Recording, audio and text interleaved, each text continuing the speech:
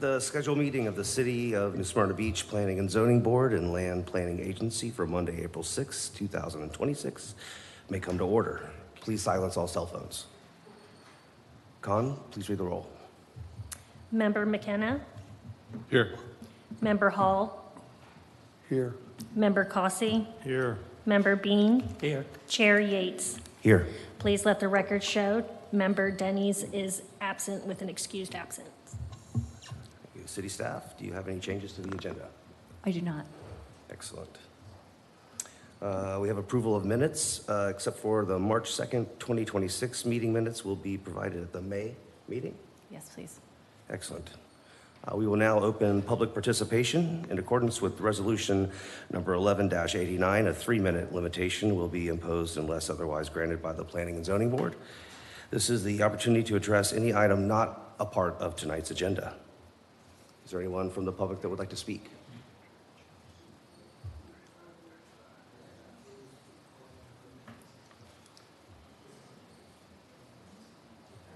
Good evening, Randy Herman, 108 Esther Street.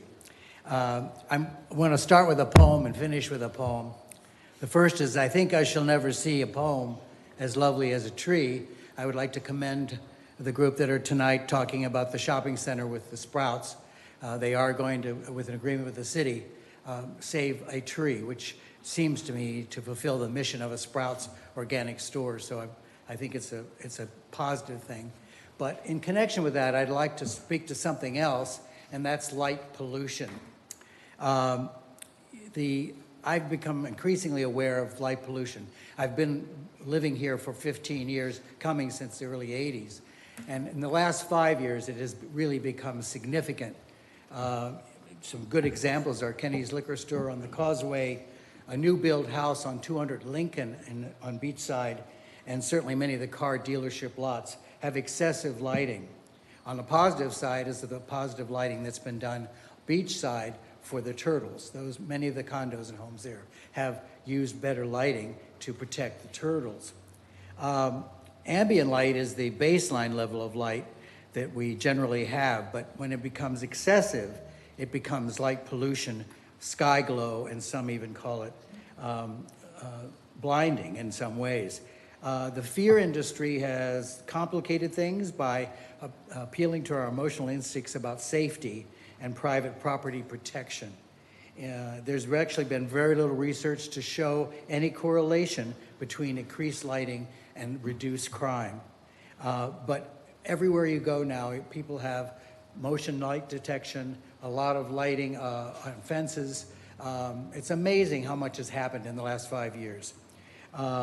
So to me, instead of blaming or putting responsibility on individuals, we should be talking about urban design and community-based safety. The old block captain idea, that overall crime is very low beachside, and the needed light is probably excessive. So I would urge, the only town, by the way, in Florida that has a comprehensive light ordinance is Groveland, and they actually are considered a dark spot in Florida. The closest place we can go for a dark spot is Kissimmee Preserve, and the second is Cape Canaveral Seashore, which is ironically closed at night, so you can't see the benefit.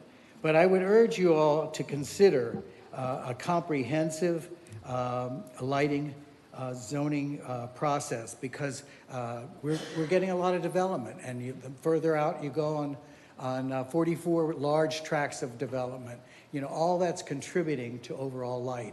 So I really think it's an essential thing that we should be looking at in a more proactive way. So thank you very much. Thank you.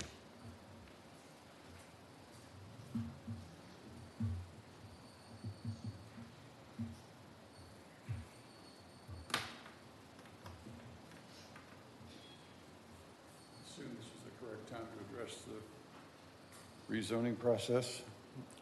My name is Brooks Weiss. I live at 4314 Gulf Cove, Seawoods in New Smyrna Beach. I am an architect, and I also am speaking on behalf of Chip Weston, who's an economic development expert.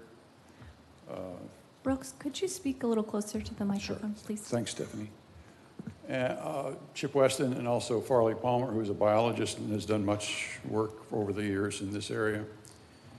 And Kevin Schweitzer, who also was an architect, and his father was very well known, being one of Frank Lloyd Wright's disciples. So it's a tight little group, and they've allowed me to speak for them with my own words. And I'll just read to you this letter that hopefully you've gotten by now, as well as the emails and support from both Chip Farley and Kevin.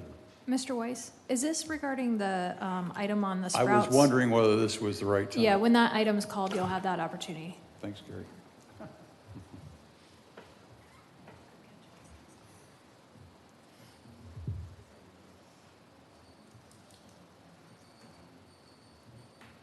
Good evening, Cindy Snezak, 512 Yupon. Just in general, I think there's going to be a lot of presentations tonight, and when the packets come out, it's really, really hard to make sense of a lot of the diagrams and the drawings. And I've noticed that whether it's when staff presents or when an applicant presents, the slides that would really give a good understanding of what is being proposed and how it might work and what flow would look like flip by really quickly. And so it would be helpful if you were inclined to ask that when pictures are there to help explain what the applicant is looking for or what the staff is recommending for or against, if there would be more time where that slide is visible. So if you're in the front of the building, you really can't read any diagrams that go up there. In the back, you at least get a shot at it at the TV screens. But if it's only up for 3 or 4 seconds, it didn't serve any explanatory purpose. And I think you want people to really understand what you're voting on and what we're getting. So if you'd consider doing that, I'd appreciate it. Thank you.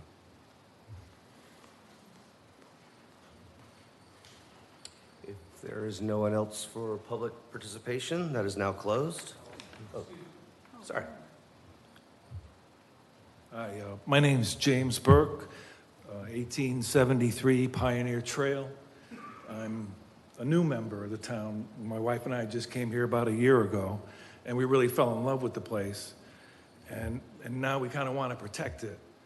And I worry about climate change and the rising ocean. And you know, our house itself flooded 3 years ago when you had Hurricane Ian. You know, the loss of the woodlands would cause increased flooding likelihood.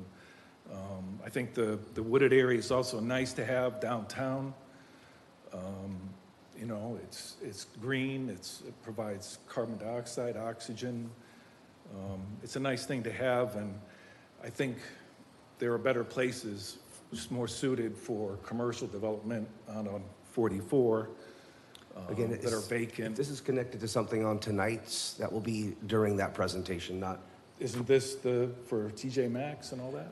We will get to that item. This is public participation, not included with what's going on the agenda this evening, prior to the meeting. Okay, Yes. sorry.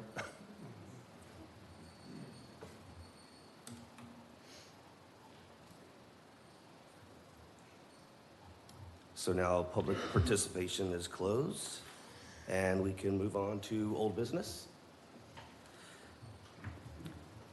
Item ZT-12-25, the zoning text amendment.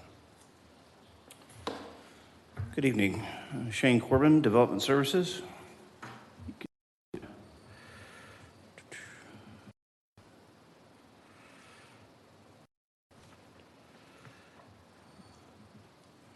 There we go. Tonight we're going to be talking about proposed text amendments that were initiated by city staff addressing places of assembly in residential districts. Places of assembly would be things like a community center that's government-owned, or school, or church.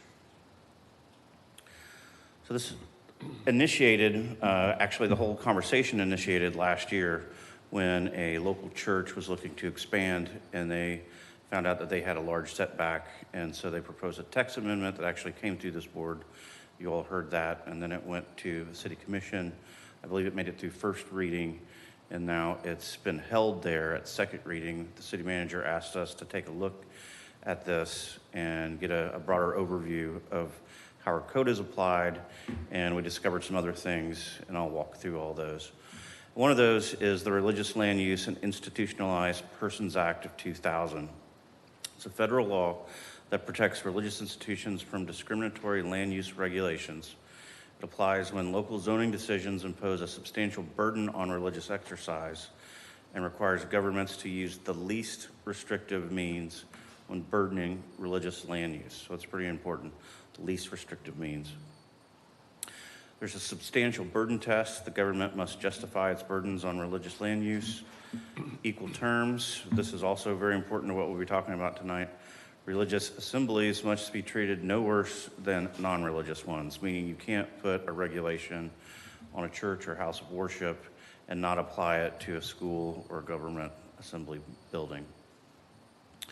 And cities cannot totally exclude religious institutions from jurisdictions.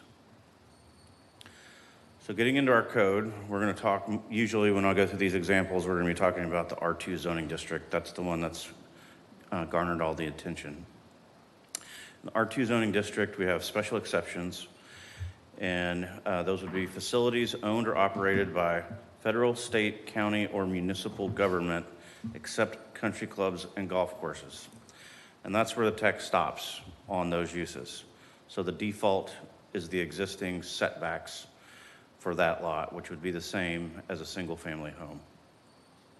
Then it goes on to talk about schools or house of worship, provided that all structures are located at least 35 feet from all side or rear property lines. So the burden is larger on the setback for the school or house of worship than for the government building. And that's a violation of the federal law. One of the issues that we're here to resolve. So looking from left to right on the screen, these are just some schematics of what a typical residential lot would be. The setbacks to the rear would be 7.5 feet, and the same on the side, 7.5 feet. And when you go to the middle, that's a special exceptions for schools and government buildings, the setbacks are the same. And then you go to the right and you see where they're 35 feet. You see how different they are. And so that's what we're trying to resolve. So we did a deeper dive. We looked at all of our residential zoning districts, and we realized that we had 9 in there that had some sort of quirk to them that were in violation.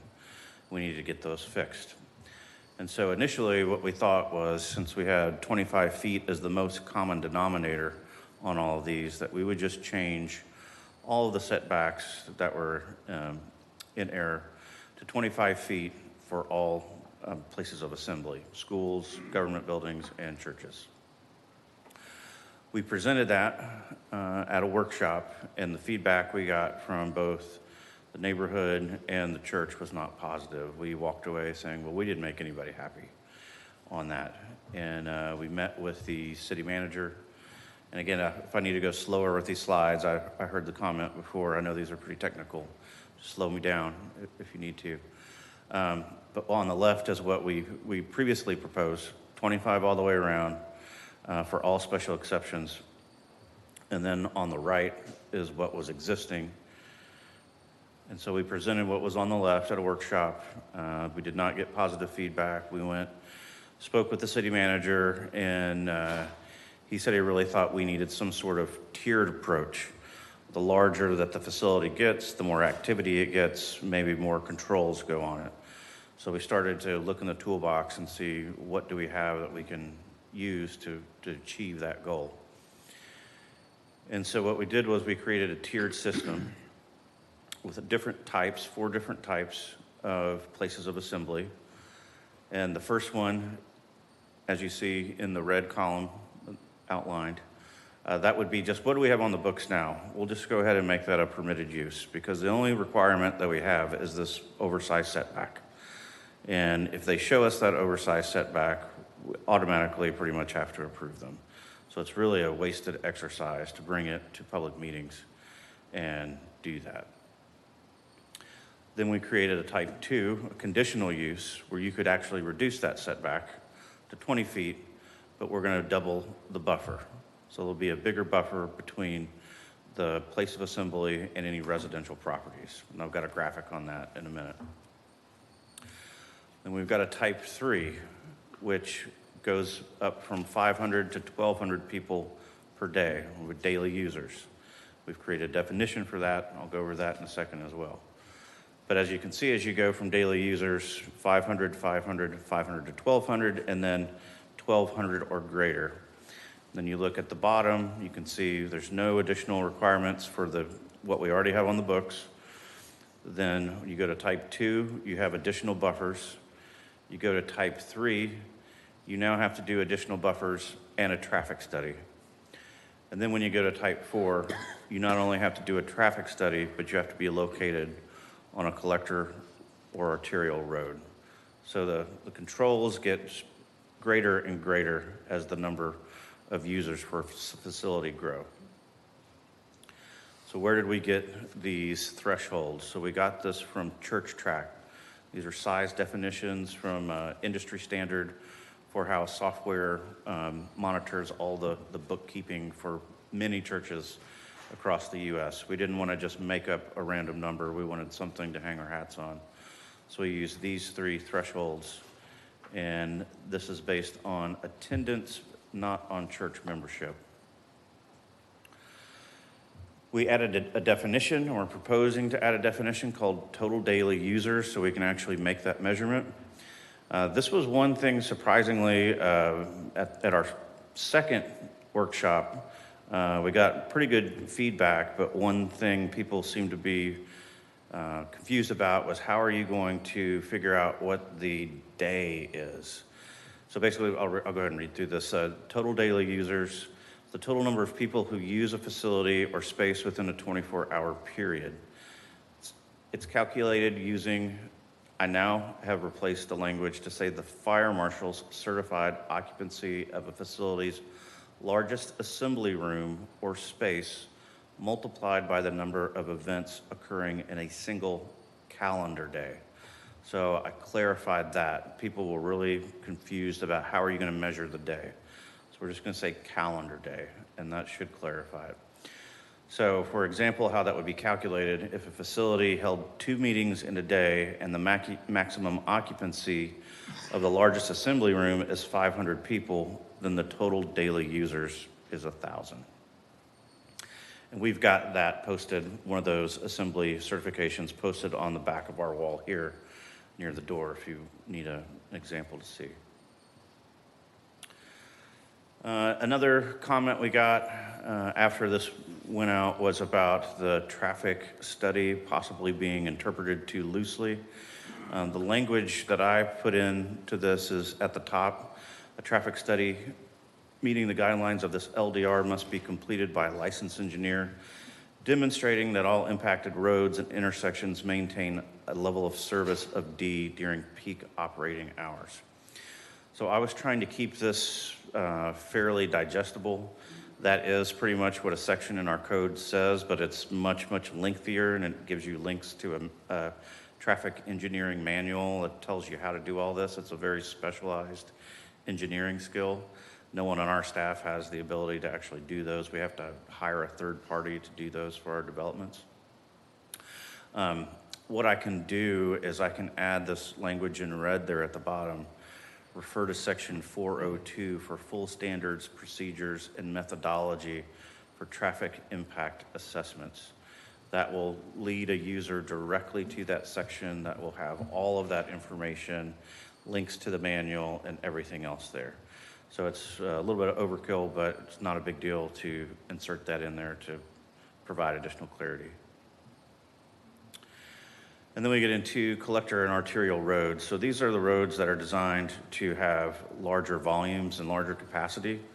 This is a map that's in our comprehensive plan that shows where all of those roads are. It pretty much eliminates all of your local streets, or your neighborhood streets, and would direct your largest, the type 4 places of assembly, to be placed on roads like these. And for beachside, that would be Peninsula, Atlantic, Saxton, mainland, we're talking about State Road 44, Pioneer Trail, Old Mission, Glencoe, 10th Street, Airport Road, roads of that nature. Back to the buffer. Previously, we only had a 7-foot, or currently what we have on the books is a 7-foot buffer for places of assembly. We're proposing to bump that up to 15 feet. And so that would be a vegetated buffer with an opaque wall or fence between the buffer and the structure. And the idea for that is it would completely mask the place of assembly from any adjacent residential properties. We also identified that at least 6 houses of worship were constructed prior to our current code. And so if a hurricane came through, it would wipe those, it could possibly wipe those structures out and they would not be able to be reconstructed in their current footprint. So we've proposed to add some language that exempts houses of worship from that provision in the non-conforming section of the code. So basically accept that for uses located in residential zoning districts and classified as special exception or conditional uses constructed prior to the 1991 adoption of this code, which are non-conforming as it relates to required setbacks / yards or its location on the lot. Such use may be reconstructed so long as the reconstruction does not modify the square footage or position on the property that existed prior to the destruction. So basically that says you can build back in the same footprint, but you can't go any bigger. So it's long-winded, but that's what it says. And so just some other comments. Why not keep it at 35 feet, setback at 35 feet? Well, it's out of compliance with federal law. And federal law also requires us to use the least restrictive means when burdening religious land use and or discrimination policies. 20 foot is a medium setback, and along with that 20 foot, we are proposing to double the buffer. So we think that is a sufficient trade-off. Why move to special exception to permitted and conditional? Currently, the setback is only measurable requirement of a special exception. There's some other language in the special exceptions section that talks about compatibility, but none of those things are really measurable. So the only thing we're measuring is 35 foot. And historically, if they meet that 35 foot, they would get the special exception approved. So it's just an extra meeting that's not necessary. And then conditional, we're trying to, where possible, keep the applications and the processing at the staff level to reduce the number of public meetings we've got. And it just uses a lot of staff time and resources. Again, more details on the traffic study. We can add the reference to section 402 that has all of that information in it. I don't think most people would read it, but we can do that. Not a big deal. We've got some comments about stormwater, trash, utilities, lighting, parking, etc. All of those issues are handled at a site plan stage, not at this stage, so it wouldn't be appropriate to put any of those controls in this section of the code.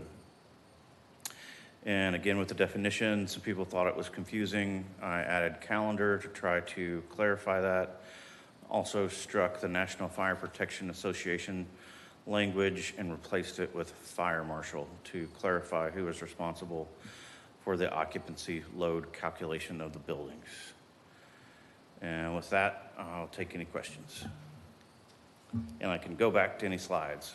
I went too fast. Yeah, hey Shane, can you go back to the calculation of the calendar day, just to run through that one more time for me?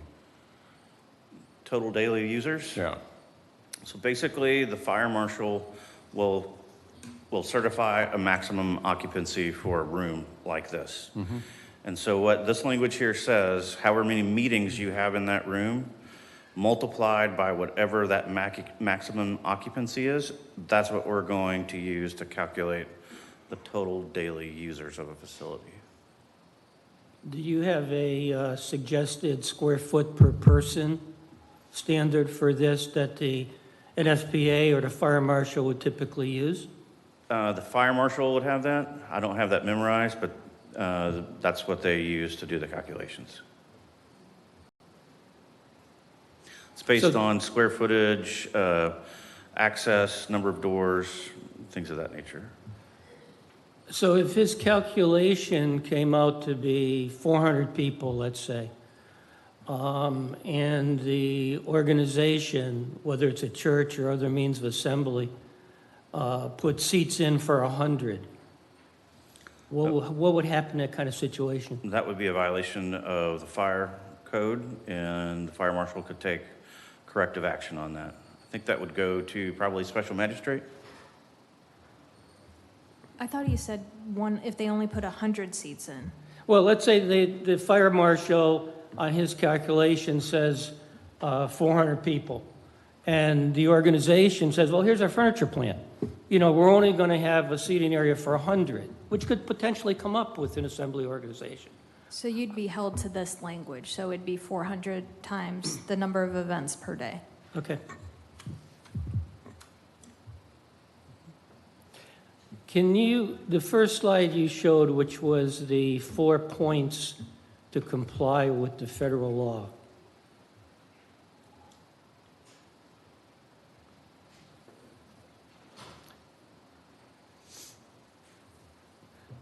Okay, two questions on this. Is it, in your analysis,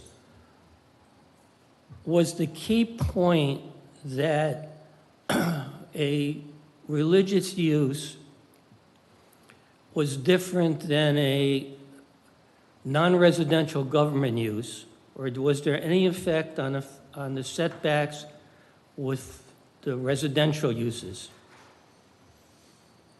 So this slide probably illustrates this the best.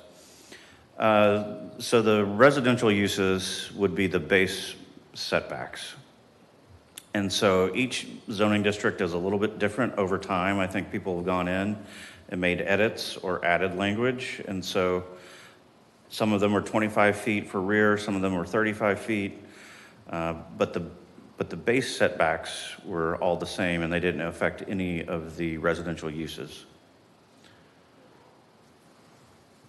So effectively, where you have this tiered approach that sets setbacks to 20 feet, would, for example, if a church wanted to expand, could they still challenge the city with perhaps lawsuit that it should not be any more than 7.5? No, all the assembly uses would be at 20 feet. They would all be at 20 feet. So the government. Yeah, but by the nature of the federal code, it says you can't put anything other than what other people are doing. And it doesn't define other people. You just said earlier, the other people predominantly defaulted to the residential setbacks. If it's not stated, then it defaults back to the residential setbacks. But what we have existing in code is it actually does not mention it for federal, state, county, or municipal government buildings, and it does call out religious institutions. Well, that was my first 35 question. feet. So would an alternate way of solving the law question is to put a 35-foot setback on facilities owned or operated by federal, state, county, municipal government? That's an alternative way that we could do it. Okay. Right. Do you have a history of or understanding of why the 35-foot space was put in there to begin with? I don't. That's before my time. Because, you know, you look at schools and so forth, that's a lot of people, a lot of, I guess, activity being brought in, and now we're going to treat it like a residential area or a residential lot. No, it would still be greater than a residential setback. It wouldn't be at 35 feet. And many of them are at 25 feet, but they only have a 7-foot buffer. So what we're saying is let's make them all 20 and double the buffer. So you're getting more buffer with a little bit more room to build. So you're getting all buildings, government and religious institutions, to the same Yes, we're footage. trying to be And consistent that could with be them. 35, or it could be 20. 20. Except for in the A2, there's one little quirk in there, but that's got really huge setbacks of like 50 feet. Is there a definition as well for the buffer, what that includes exactly? When you say buffer, I saw a couple trees. Does it, Sure, we probably have a definition of a buffer. what is, In what must be in the definitions. buffer? Yes, we do have guidelines for what needs to be placed or planted in a buffer that's not a natural buffer. And in this language, in the proposed text, if you saw it, actually beef that up a little bit from what is in the other part of the code.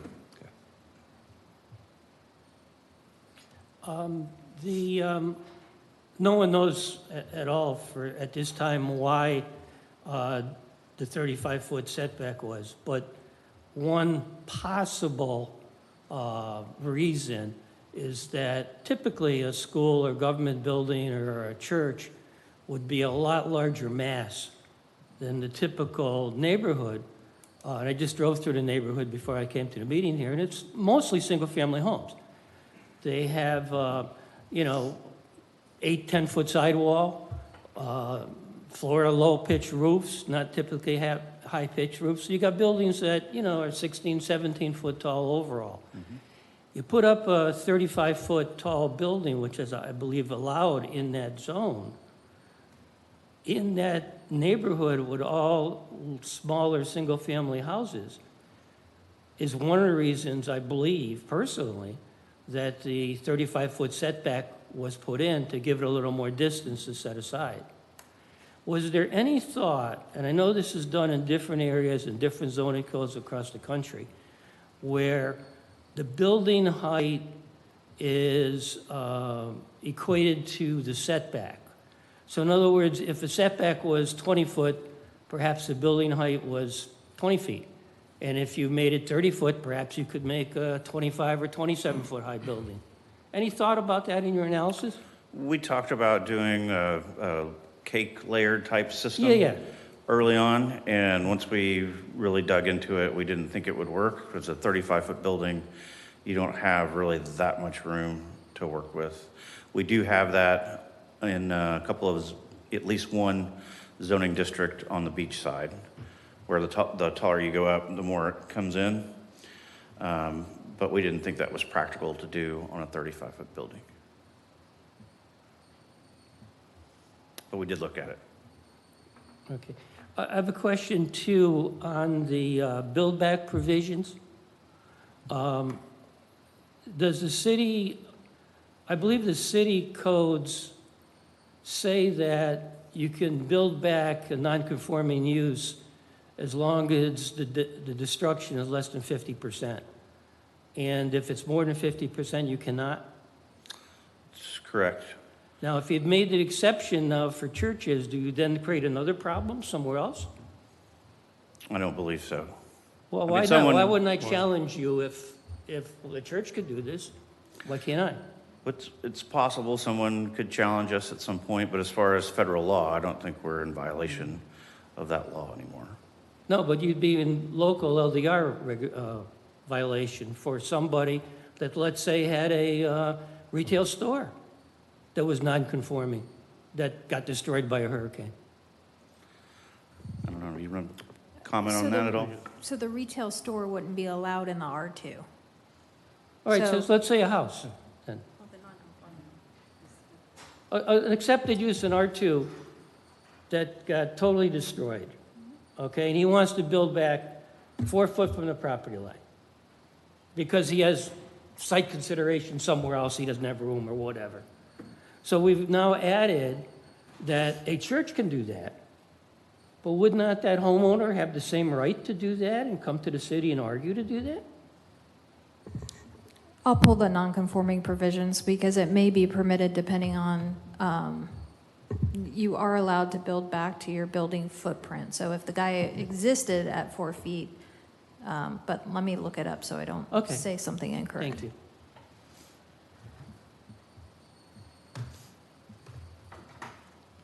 If these changes were made, is it still true that all other regulations, let's say parking, Yes. Would they be would all- still in effect. Yeah, everything would still be in effect. And we would look at that at the time of a site plan development. right, so if a church expanded to have a facility that seated another 100 Which- people, which that'd still- probably be a 5,000 square foot building nominally. They'd have to put That's correct. And that would be, that would three be, cars per seat, I think. would be a limiting factor for neighborhood churches for sure. The 3 cars per seat, or one car person per every 3 For every seats. 3 seats, I believe that's correct. Yeah, okay. Would definitely be a limiting factor. That and stormwater both for a neighborhood church would be a limiting factor. And now we're going even further and talking about traffic impact analysis as well as locating on an arterial or collector road. Okay. In summary, then, we're trying to get in compliance of a federal law. That is the point of doing this. And there are several different options that we have, and what you came up with was changing it all to 20. Yes. Is that just to be, okay. There are other options that people didn't like when presented? This is the closest we've got so far. Yeah.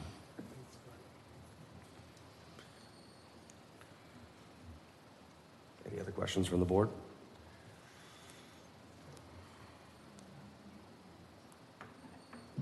Thank you.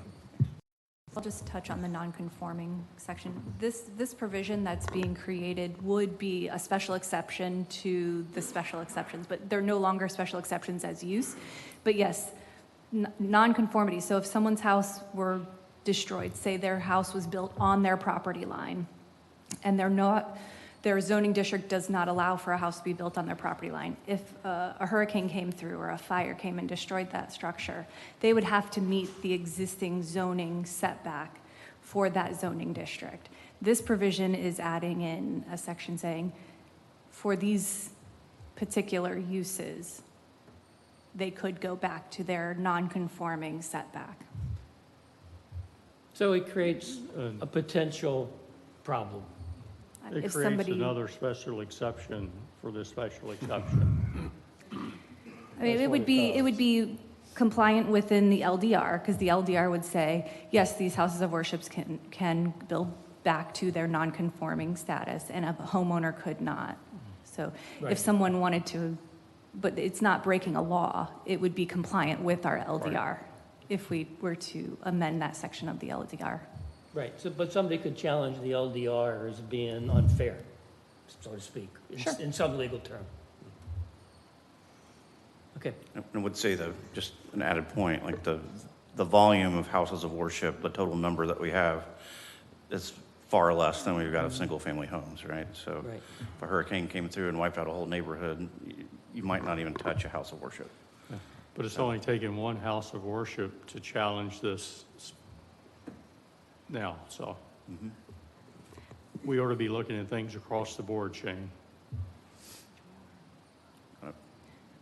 where this started with the Baptist Church requesting a 10-foot setback. That's correct. If this gets passed, they would be required for, based upon their usage, potentially a 20-foot setback. That's correct. What happens to their existing amendment or a text amendment they went for, and have this been discussed with the church? It's been discussed and we expect that to go away. What do you mean by go away? They will, We think they would repeal it. They've agreed that if we address this RILUPA issue, they would withdraw their text amendment request. okay, thank you. Is that it? Thank you, Shay. Thanks. We will now open public participation. There will be a 3-minute limitation imposed unless otherwise granted by the Planning and Zoning Board.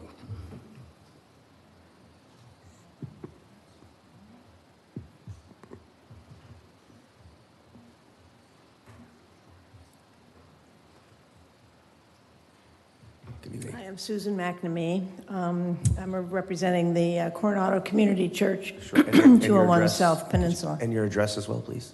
I actually live in Port Orange. Okay. Okay.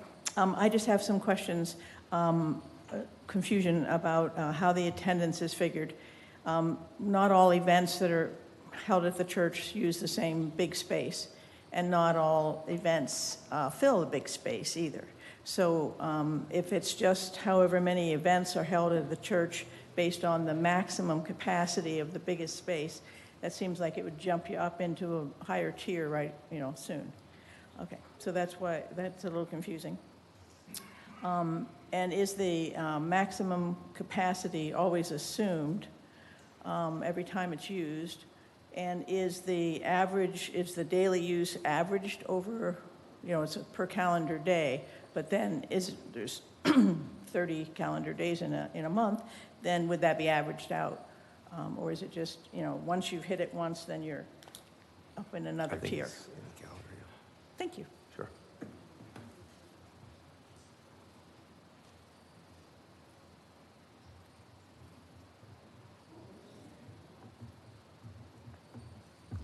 Good evening. For the record, Jessica Gow with Cobb Cole Law Firm here on behalf of Beachside Baptist Church.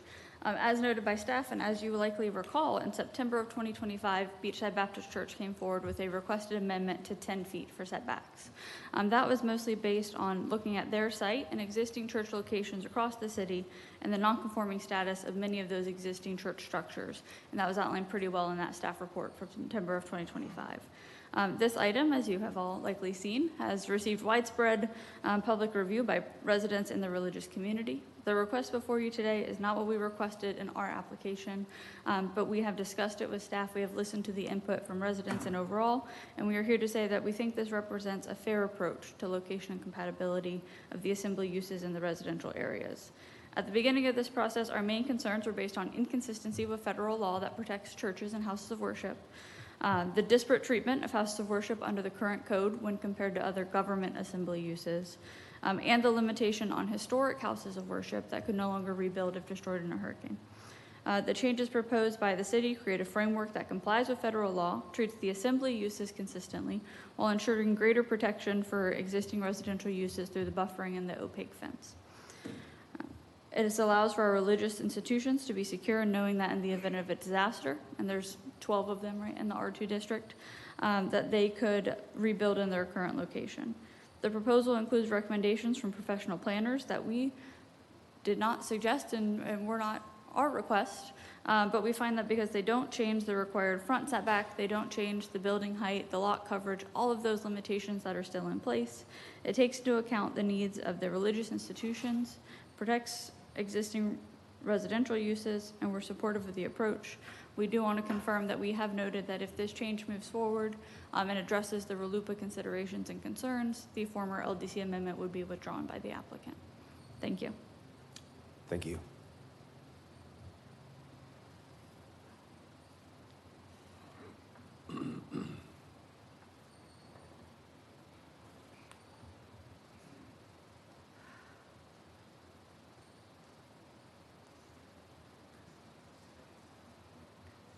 Linda Woodard, 628 Yupon Avenue. First, I commend city staff in revisiting this and taking the time to research and think this through, as this text amendment will greatly affect our city's character and our quality of life, especially beachside and our historic areas, if not put in place. Second, I have two items I want to bring up. First, I'm a broken record, but I see the amendment intents are still the same for R1 and R2, which states that they are low density. And let me say that these two are the only ones that are low density and the only ones that have 35-foot setbacks. They also keep the neighborhood stable, and any changes made enhancing the prospects for orderly future residential development. And to me, having an assemblage of over 500 people in an area with no collector or arterial roads and on small acreage is not keeping with this intent, which was written for a reason a long time ago. Second, in the list under standard conditional use requirements, buffers and traffic studies and access to collector and arterial roads can be found and are good. But I would like to see things more spelled out on the list to include perhaps property value protection and nuisance protection, which is something Ormond Beach has with specifics that were in the staff report. And this is what it said. The use will not substantially or permanently depreciate the value of the surrounding property, create a nuisance, or deprive adjoining properties of adequate light and air, create excessive noise and glare, or visual impacts on the neighborhood and adjoining properties. I couldn't find anything like this in our LDR as I ran out of time. And I understand this may be too specific for the general text amendment change or at this stage, but maybe it can go under the 200.0 general information, as I think this would help developers know what NSB requires. Thank you. Thank you.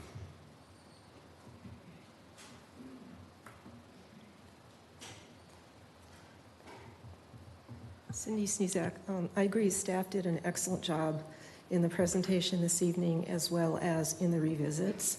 I was not able to attend the last workshop, but if you wouldn't mind asking Shane, what were the objections that the 25-foot that I think he said they proposed in the last workshop was not liked by anyone? I'm curious as to what the objection was and whether that's really so that both sides didn't like it. But the reference to historic churches, I think Attorney Gow was the one that mentioned that. Why was the date 1991 selected? A historic church would have been built long before 1991. So is that a nod to this particular applicant? Or my understanding of protecting a historic church would have been more the historic West Side or the more historic downtown areas. So I'm kind of curious as to why we're settling on a fairly recent date, because that doesn't seem, it seems like it's reaching out to loop this one property in. And when you talk about a setback and a buffer, if the setbacks on the side and the back go down to 7.5 feet, and that is supposed to include a fence and planting, 7.5 feet, that's barely enough for a fence and planting and being able to trim it. So then the building would be right up to the back of the fence. I'm kind of lost on that. Does the buffer mean that's the whole setback? It takes up the whole setback, or is that added on to another 7.5 foot setback? Because that's the way the diagram looked to me. Thanks.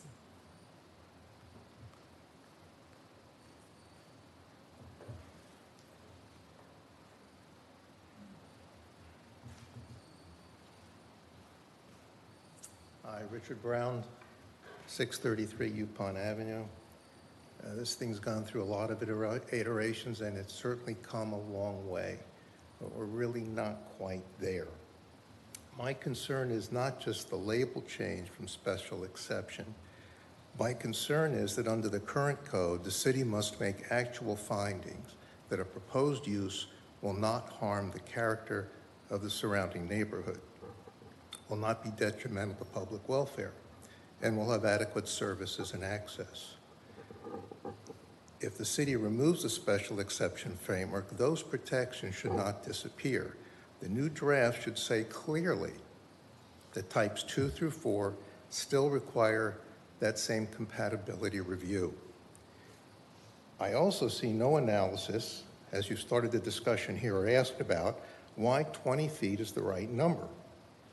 It doesn't make any sense to me that as the project or the usage or the utilization gets larger, that the size of the setback comes down. To me, that's counterintuitive. While buffers are important, they're no substitute for distance.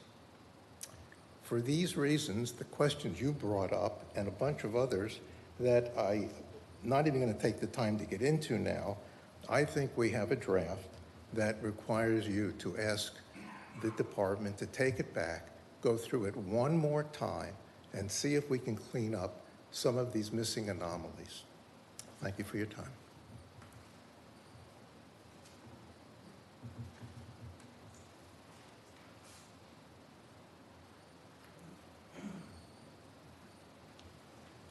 Jess Romero, 708 South Cooper Street. I'm a little confused at a fire marshal and the 500 people per day in activity here. For example, is that just for a room or is that for the whole facility? It's not defined which one it is there. For example, Tom brought up a good point. If I build a building and it's 3 stories high, I can put in 10 rooms that only hold 100 people. But that's not 500 people in one room. This room here holds 148, but the building can hold 200. So it's not defined as to if is it a whole building or is it just one facility, one room, for example. I'm kind of confused on that. I don't know if you understand what I'm saying. Thank you.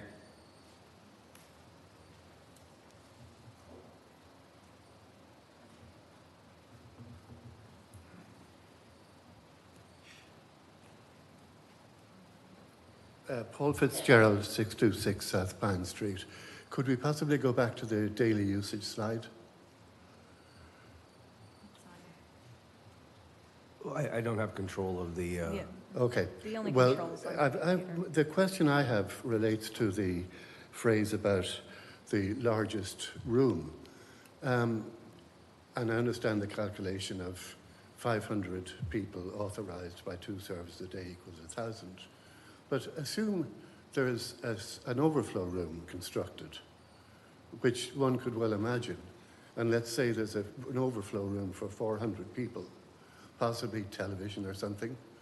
You've now got 900 people, but yet, because it's phrased relating to the largest room, the actual usage is being understated. Just want to make that point.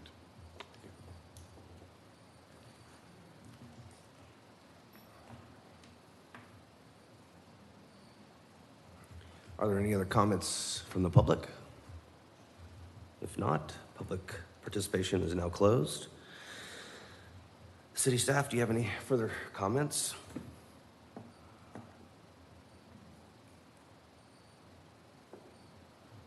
Sure, I'll try to address a few of those.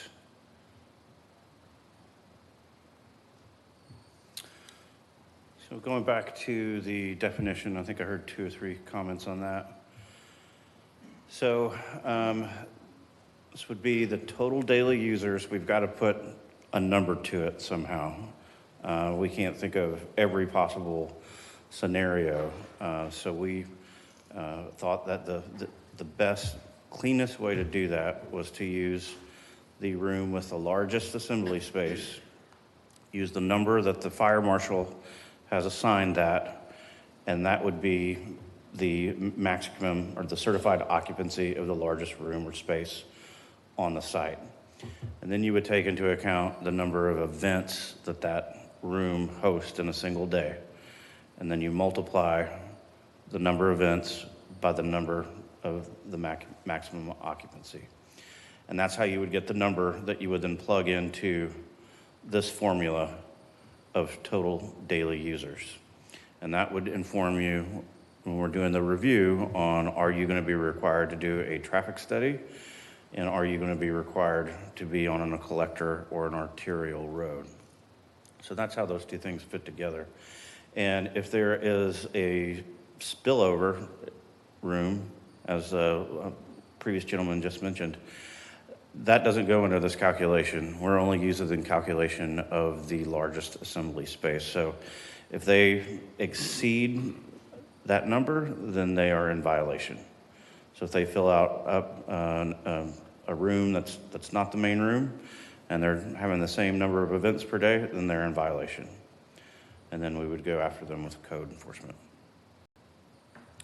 So that's how that would work. Why was 25 feet not liked?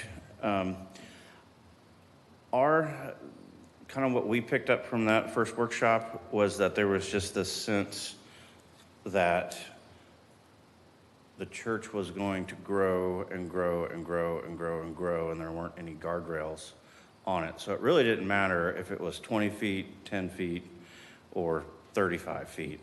It was, we're concerned about this facility taking over our neighborhood. And so we focused on basically the introduction of the traffic study and the requirement that of a certain size they get placed on a collector or an arterial road. And so that would create the guardrails to stop like a mega church from taking over a neighborhood. So that's what that thought was. In addition, a lot of these lots are pretty small, and 35 feet is extremely restrictive as far as a setback goes, especially when you apply it on all sides. 20 is a more reasonable setback, and again, we put in the additional buffer for consideration. Why was 1991 chosen? That's when the rules went into effect. So the churches that were built before 1991 that became non-conforming when the ordinance came into effect, those are the ones that were saying if you were non-conforming before we put the rules into effect, you can build back to your existing footprint. So it wouldn't be for someone who built in violation. If it was any place that built in violation and they were damaged, regardless of the type of use, then it would have to meet our current setbacks. There was a question about 7 feet. If you can see on the bottom of the screen here where there's the 15 feet, this illustrates the concept that we're going for. Typically, what's on the books now would be a 7-foot buffer. We're bumping this up for this one to say, no, you need to have 15 feet in addition to the opaque wall. So try to completely screen that from any residential properties. So this would now go 20 feet from the building to the property line and 15 feet of buffer before the fence. The setback would be, let's say, somewhere in here at 20 feet. Right. So technically or even if this was, well, no, on this, the scale would probably be about right here. So the building could go back to 20, you'd have 5 feet of maintenance, you'd have a fence, and then you'd have 15 feet of vegetative buffer. I think I touched on all the questions I heard, but if I missed something, let me know, and I'll be happy to try to answer it. I'm going to take you back to the daily use slide that you had. I'm just curious, like, we're talking about Beachside Baptist or Beachside Church, right? Not specifically. I mean, it's going to apply to any church. As an example, I think that's the one that most people are concerned about, right? Sure.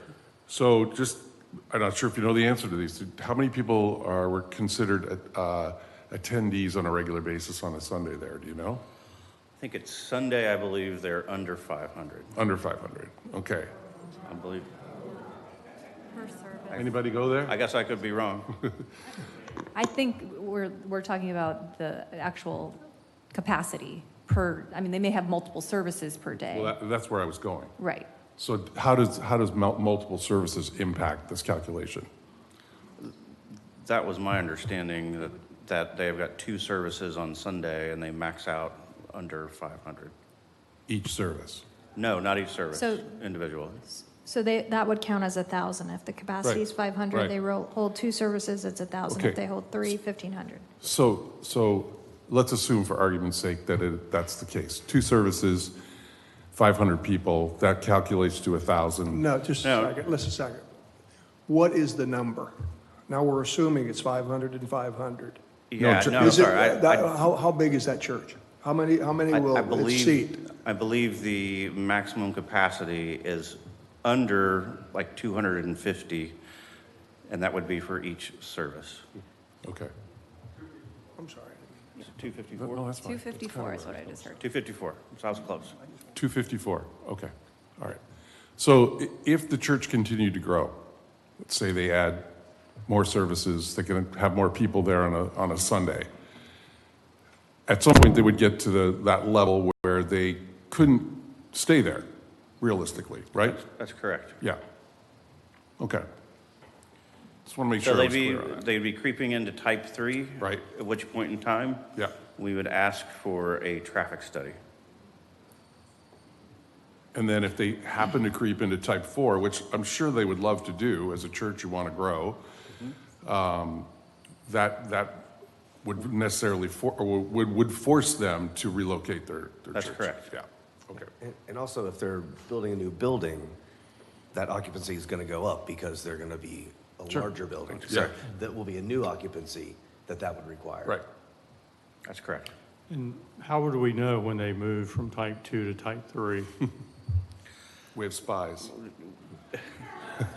There's a lot of people paying attention to the number of services, and certainly if they are proposing to do an expansion, then that would come through our office, and we would apply these standards to it. But wouldn't that be true that it doesn't make any difference how many people actually come or go? It's the size of the building and what the fire marshal determines the occupancy to be in his calculations on different standards for church buildings. That's correct. Okay. So even if, they had capacity based on our calculation for 1,000 and only 500 people came, then, It's we still would- 1,000. It's still 1,000. Right. It's still their maximum capacity. Per Per calendar function. day. And Per if they calendar. had 2 services on a Sunday, it would be double that number. That's correct. Okay.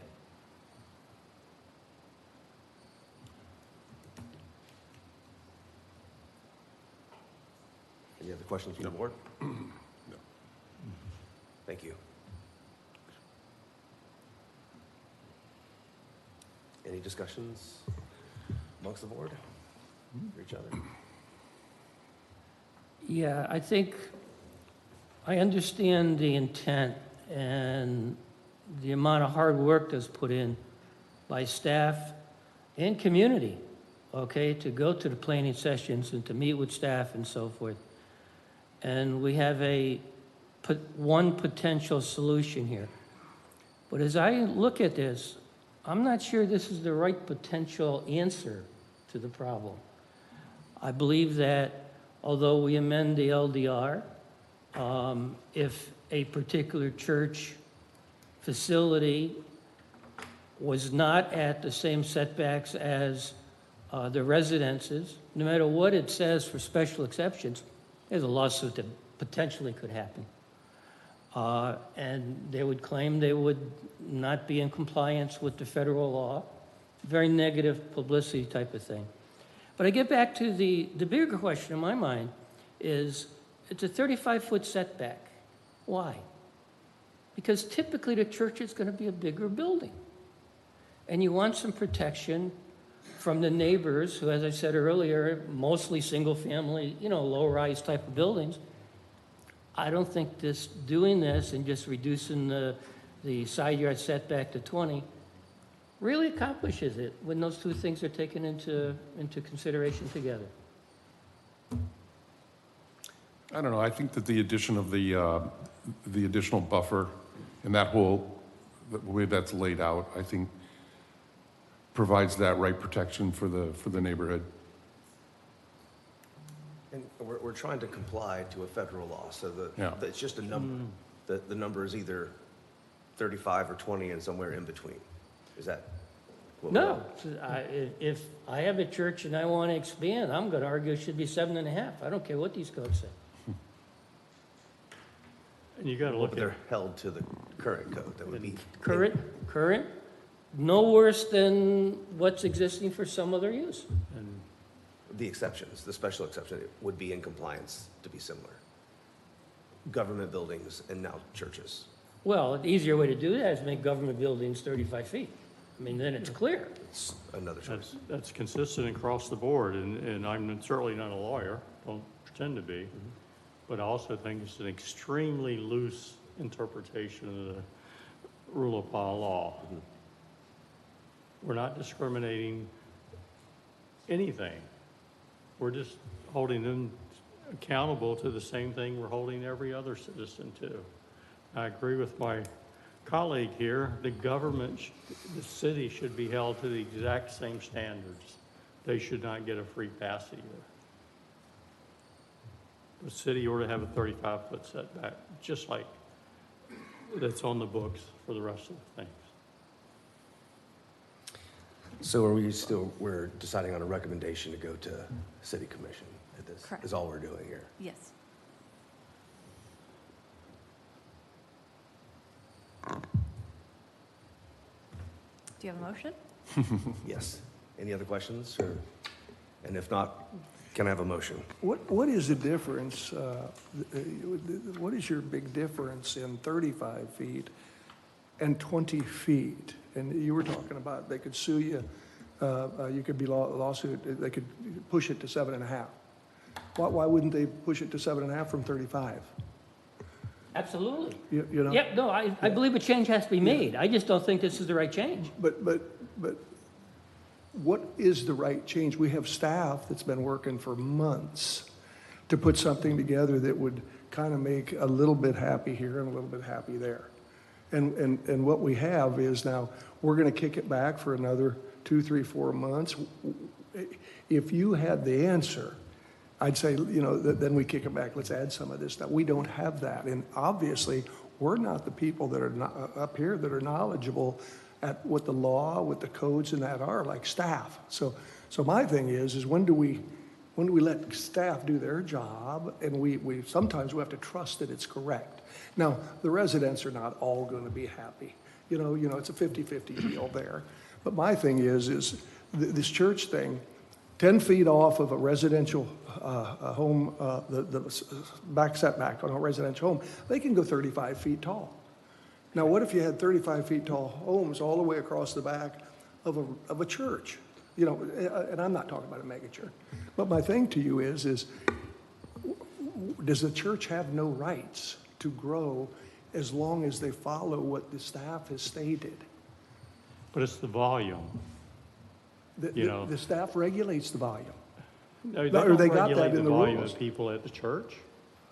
In the old days, churches filled the outdoors. They filled the yard. Kids played in the yard, had great times.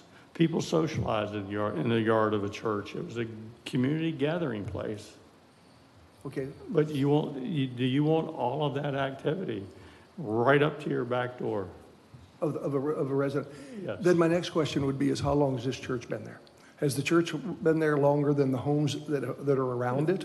And I believe you'd find that might be close. Yeah. So I'm just talking about rights, too. You know, and that's all, just the rights. And I just think the staff, what I heard, the staff did a great job. In one answer to John, I think that, don't want to degrade the work of the planning staff, because they did great. I think the function, I don't agree with the statement you made that we at times up here must respect the wishes of the planning staff in order to agree with them. I think we take into account what they've said, and then we as individuals do our interpretation. To me, 35 foot with a 35-foot building in residential makes sense. To you, hey, 20 foot makes sense. Okay, how many times do you think they should come back here? This is not the first round. So you're saying that I think that it's compromise. That's all I'm saying. Okay, in answering that, I think there's other potential options for compromise that might be better. Now, maybe they go back for 3 months and come back and say, you know what, guys, we looked at it. This is the best we can do. Could be. I thought they just did that. Okay, I think. I did. That's what I okay. thought. Okay. Go ahead, take charge. I think we've addressed our concerns, and so do I have a motion? I will move to make a positive recommendation to the City Commission to approve zoning text amendment ZT-12-25. Do I have a second? Second. Con, can I get a roll vote, please? Sure. Member McKenna? Yes. Member Hall? Yes. Member Causey? No. Member Bean? No. Chair Yates? Yes. Motion passes.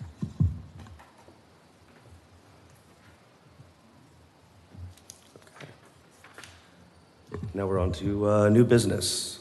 PUD 0008-2025, Sprouts Shopping Center. Review of application of rezoning. City staff, do you have a report?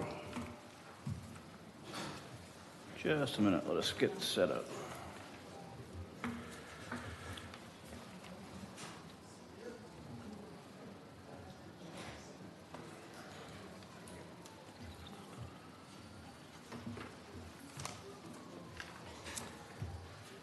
Thank you. I'm Jeff Gove from the Planning Department, for the record. In presenting this case here, it's an application for PUD rezoning from a light industrial connected with the Sprouts Shopping Center. The site itself is wooded and undeveloped, located at the southeast corner of State Road 44 and South Myrtle. It's 11.3 acres that is proposed to be subdivided out of a parent parcel that's actually 103 acres.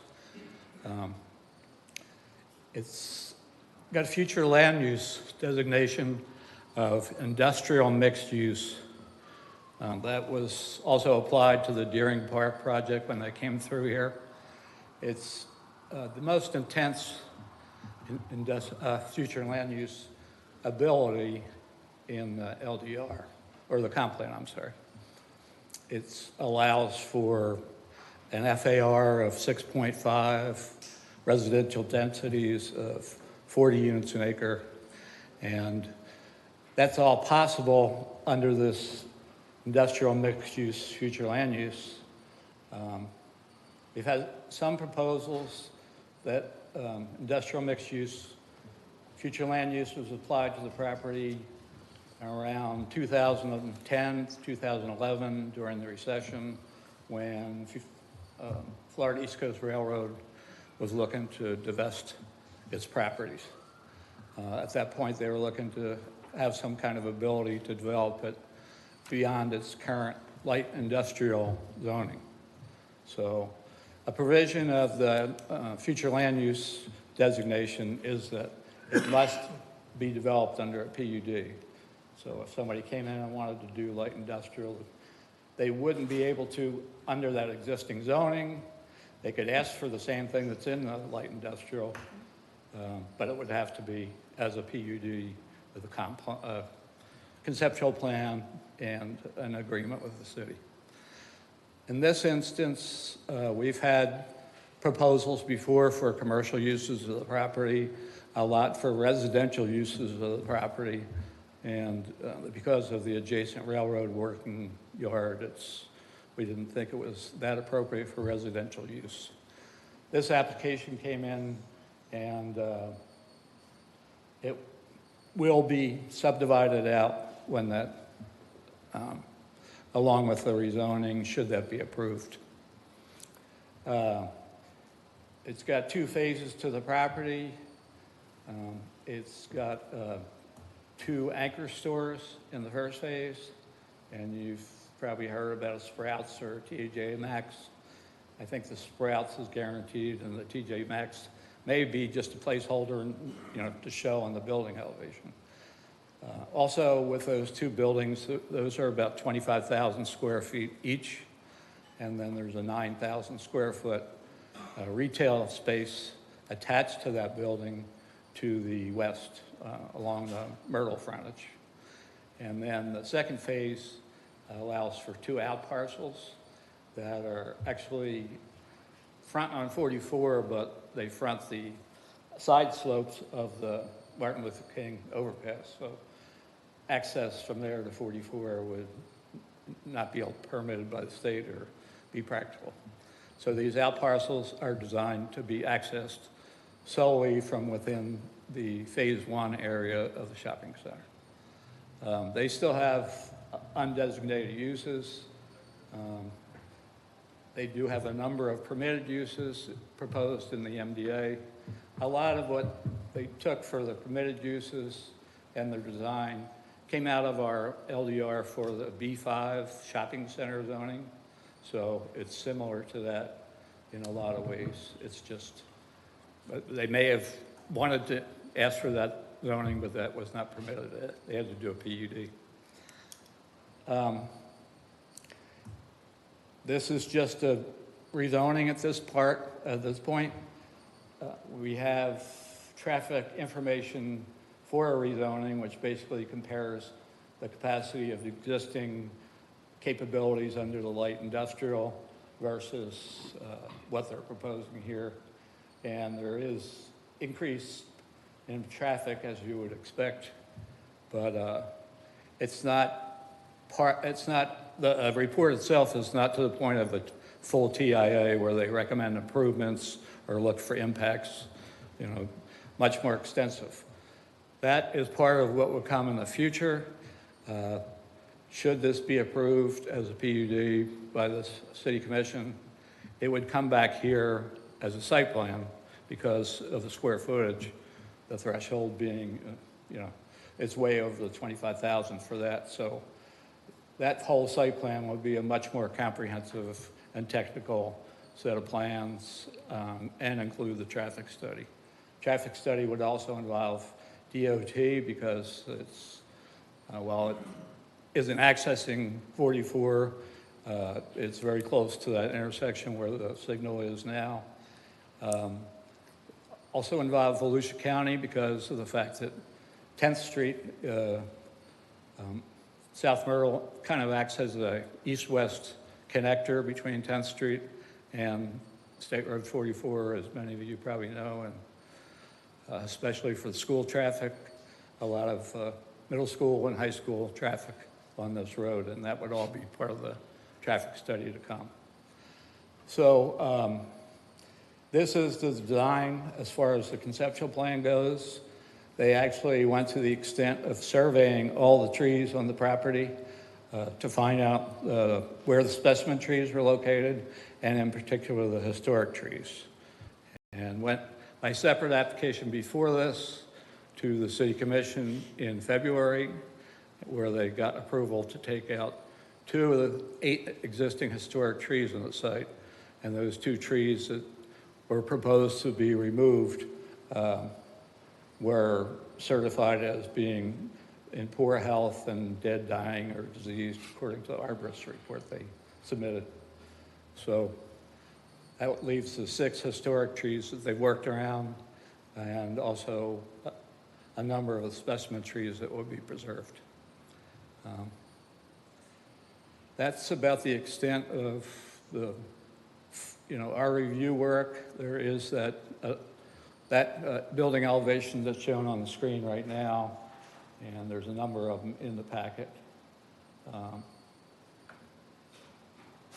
That's basically it. If you have any questions, please feel free to ask. Any questions from the board? I was maybe hoping to get a little bit specific information on, currently it's zoned as light industrial. Yes. And it could be built upon today by any number of applications for that zoning.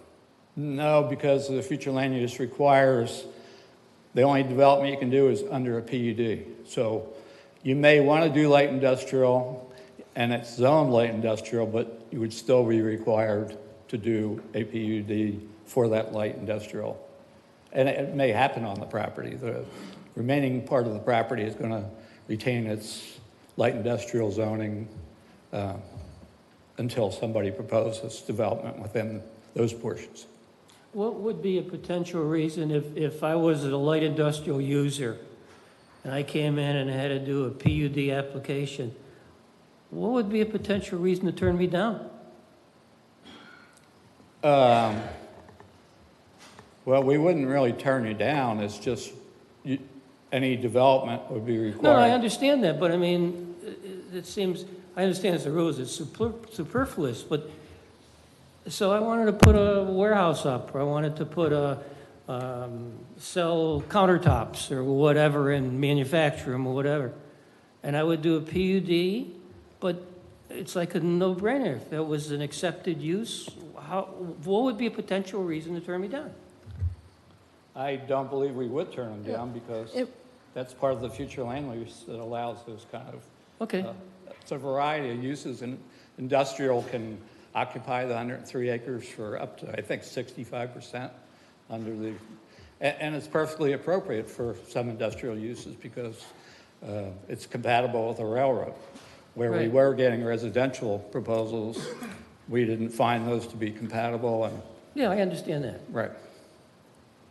I was just going to say it's inconsistency with the comp plan. The land use is industrial mixed use, so they are looking through that mix of uses. So they would have to come, if they're not coming in as a PUD, we wouldn't be able to approve it because it'd be inconsistent with the comp plan. So it's a technicality, so to speak.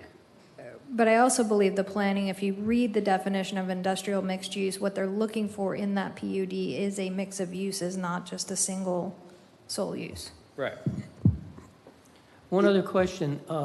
What's the topography like there? Is any wet areas on this site?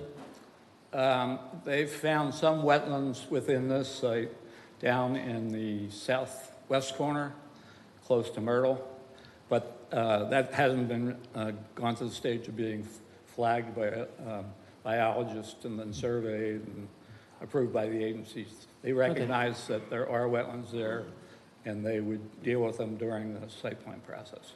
Okay, thank you. So can you go back to your slide that showed where the historic trees were and all that? A couple slides back, I think. Okay. Oh.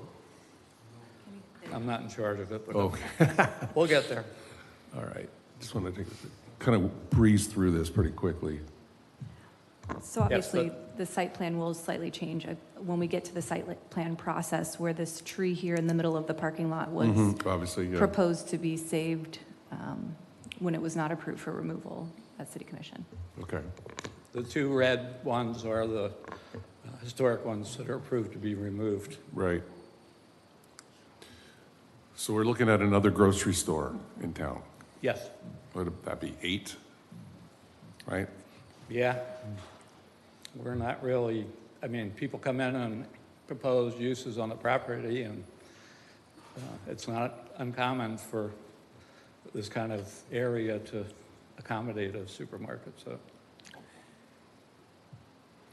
If this were rezoned at this meeting as a PUD, is this the only product that the owner could put out there as is this it? Is the PUD tied to the product, or if he's under a PUD zoning, could he put something else in there should the next round be rejected? It's pretty well set up for this conceptual plan, for this square footage and level of development. There are other, permitted uses that are requested, but if they wanted to change the conceptual plan that drastically, it would be an amendment that would come back to you or the City Commission. The staff was an approval of this, correct? Well, we've approved of it as far as the conceptual plan. It fits. They went to the extent of a tree survey, which a lot of applicants don't do during the rezoning process because it's kind of premature. But we had told them that it was heavily wooded and historic trees would be an issue, and meeting the preservation ratio for specimen trees would be an issue. And if you're going to go ahead and have to plan around this, it just makes sense to do this up front, and that sets the plan. And you can see they accommodated, they moved a lot of drive aisles and all according to the existing historic trees. Across the street, they're putting in the apartment complex. Right. As far as additional traffic. And the reason I ask you about the PUD zoning tied to this particular product, I was out there today and kind of walked around a little bit. This amount of traffic would be, for that intersection, knowing the schools down the street, unbelievable. And of course, you'd have to have decel lanes out on the DOT. It would be interesting. So my comment would be, I would love to see this something else, but not that high traffic. Does that make sense? This is Yes. going to be a busy. But those are required, right? All the traffic Yeah, traffic study. Yeah. studies Right. are required Yeah. regardless. Yeah. Everybody that's come in interested in this property, that's been one of the main factors we've tried to warn them of, that the traffic issues involved in this site. If you don't live here, you don't see that, but and it doesn't necessarily show up in traffic counts. The buses and the parents driving at certain times of day. We had proposals for convenience stores that people wouldn't be able to get out for half an hour when the buses go by. So, and the applicants are aware of that, and they've been here long enough to see the existing factors they have to deal with in the traffic. So as part of their total submission, when the traffic study comes in, if the traffic study says at a 500-foot turn lane on Route 44, that would be part of the developer's responsibility to Yes. get this approval at the site plan Yes. stage? Okay. Either, they're usually required to do improvements that are directly related to their property. Right. And there's also impacts from just the volume of traffic. And most of the time they pay into what they call a prop share fund. that you're proportionate share, because they don't expect you to do a full improvement for like widening at 44, but you pay your percentage of what you would be contributing to that. And so the other 92 plus or minus acres will remain in light industrial? Right. But the light industrial, again, it's not unusual. We have other properties like this. For instance, at the south end of Sugar Mill Drive, there's about 120 acres there that's designated activity center for the future land use, but it still has an existing zoning of A2 for agriculture. And they use it that way. They still have their ag exemptions from the tax office, and there's cows using it for pasture. It's just kind of a placeholder, you know. In those instances, the future land use kind of trumps the existing zoning. Because I know that, or I believe that the light industrial is prime property, and I believe the city is trying to get industry into the city for better wages, jobs, homes, and so forth. So we seem like, though, we're losing some of our light industrial, and it may be insignificant based on the amount that's already been dedicated to light industrial. And I know Deering Park's coming, but that could be 20 years from now. Right. Well, again, if somebody wants to do light industrial on here, it's perfectly allowable, and that's part of the whole mixed use. But as far as where it would be and what would it be adjacent to within the 102 acres, that's what we're trying to plan for. But in the meantime, we kind of recognize there's not too many people that can do a whole 102 acre property with these factors of the trees, existing wetlands. So these folks have worked around that to as best they can at this stage, and then they'll get their real field information to go further. Would staff have an opinion on the difference between this plan and it staying light industrial, as it being pleasant to the surrounding area and less aggressive looking? Right. Is that what we're trying to do? Yes. Meaning we could already build light industrial there, but that isn't going to be as pleasant looking and as aggressive to the local neighborhood as something like this would be. Right. It's kind of, a mix. You don't necessarily want the whole 100 acres to remain light industrial. On the other side of the street is the middle school, residential structures that have been there for years. So we're doing our best to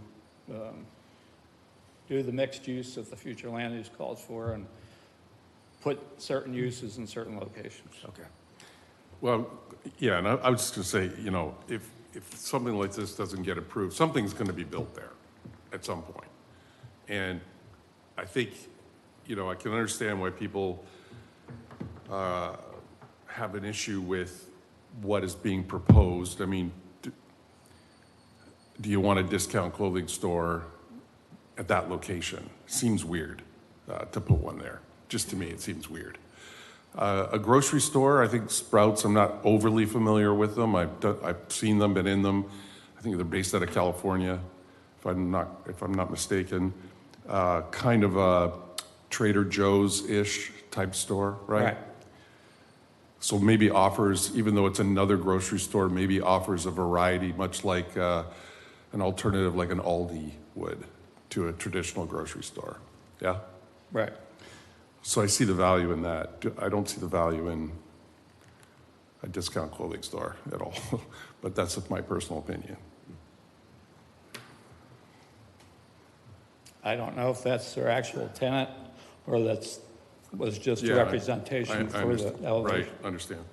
Would this be setting a precedent for the rest of the property to be retail all the way down? Could this be a major retail center? No, actually, according to the future land use, industrial mixed use, there are certain maximum percentages for each one of those. And retail maximum would be 65% of this site.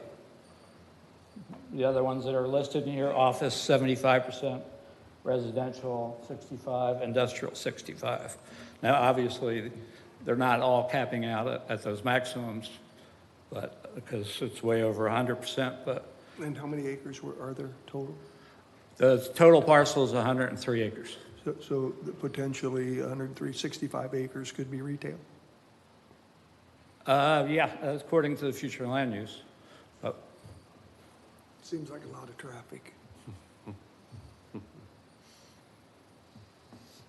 Any other questions for staff? Thank you, staff. Is the applicant present?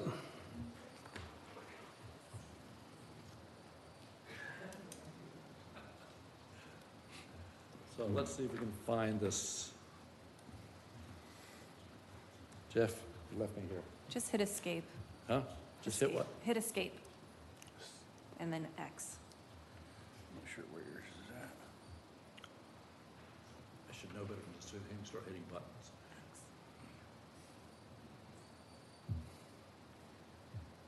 There we go. There we go, thanks. And it's up and down, there we go. All right, so, you know, I was asked my name's Glenn Storich, and I represent the applicant in this case. And I was asked to do this because, partially because I was so involved with the original comp plan years ago. And the comp plan at that time, if you recall, was to basically deal with this FEC land, which had so many issues, and it was a huge piece of land. It was an infill piece of land. And so the hope was to try to do something where you had a variety of uses in this infill piece of land, which this is. The land itself had some problems. So this is what we're proposing here. This is 11 acres, right there at the corner of 44 and Myrtle. The problem is, for instance, like Jeff just said, what we have to follow is not the zoning, because the zoning really doesn't exist. The L1 is just a holding pattern.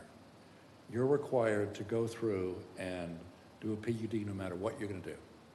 And as long as you're meeting the conditions and the requirements of the land development, of the comp plan, the industrial mixed-use designation, then you should be approved for the PUD. That's why Jeff was saying, you know, if someone came in with a light industrial that met all these criteria, yes, you'd recommend approval, and you'd probably recommend approval. So in this particular case, we finally found someone after 15 years. This site has been designated as industrial mixed use for 15 years. We finally found someone interested in doing the investments necessary to start the process of actually planning something for this site. And to be honest with you, one of the reasons I did accept this is because I know Sprouts, and I think it'd be an ideal tie-in for the city of New Smyrna Beach, because it's organic, it has a lot of unique products, and we're going to have someone talk to you about that in a second. But the real issue here is this is a redevelopment district that in fact has been a redevelopment district for years. And that's one of the reasons why we have an industrial mixed-use designation, trying to encourage investment in this redevelopment district. So the US 1 Community Redevelopment District, the whole purpose of the redevelopment district is to act as a tool to stimulate economic recovery and to improve local conditions by investment in the community. That's the exact language. So we're trying to do whatever it takes to invest in this redevelopment district. And we haven't been able to do that for at least 15 years, obviously. The area had been used for nearly 100 years by the FEC. For a long time, it wasn't a maintenance yard. It was the fueling section of this, the fueling station. So we had big fuel tanks here, and that's really what it was. There's nothing historic about it. It's just big fuel tanks. In fact, I'll show you an aerial of that later on. And of course, one of the things that the redevelopment district hopes to accomplish is infill development. This is infill development. This isn't what's known as urban sprawl. So you're trying to do it inside the community itself And as you can see, this is actually within the downtown area. So another primary objective of the redevelopment district is to enhance the city's character and quality of life through neighborhood stabilization and new employment opportunities. So I know that you talked about the idea of, how can we get jobs here? That's one of the important things we're trying to accomplish. This actually does accomplish that goal. So one of the things that redevelopment says is when you're trying to support infill development, you do that by creating flexibility in zoning. That's part of what the PUD was supposed to do. Parking and building codes. Zoning that encourages well-planned, compact, mixed-use development can encourage redevelopment, and that's what we're trying to accomplish here. We're trying to accomplish redevelopment of this area from a fueling center for the railroad that was literally wiped out in the early 60s to something else. And so we waited this long for this. Now, the comp plan itself, like I say, that's the comp plan, as Jeff indicated to you, is industrial mixed use. That's one of the highest and most intense comp plan designations in the entire city because it's meant to encourage development in this area. And Jeff indicated a 6.5 FAR for this site. All right, this is 11 acres. A 6.5 FAR on this site would actually allow someone to build 3 million square feet on that 11-acre site. That's what we're dealing with. And so the idea that we're putting a small shopping center on this with lots of trees seems like a very good thing. And I know that staff has worked very hard to work with the applicant to make this happen. They spent nearly a year working on this to get this before you tonight. And again, one of the problems has been this was a part of the FEC railroad area that was one of the most difficult to develop. But the city comprehensive plan specifically says the city needs redevelopment, including the area of the FEC railroad property.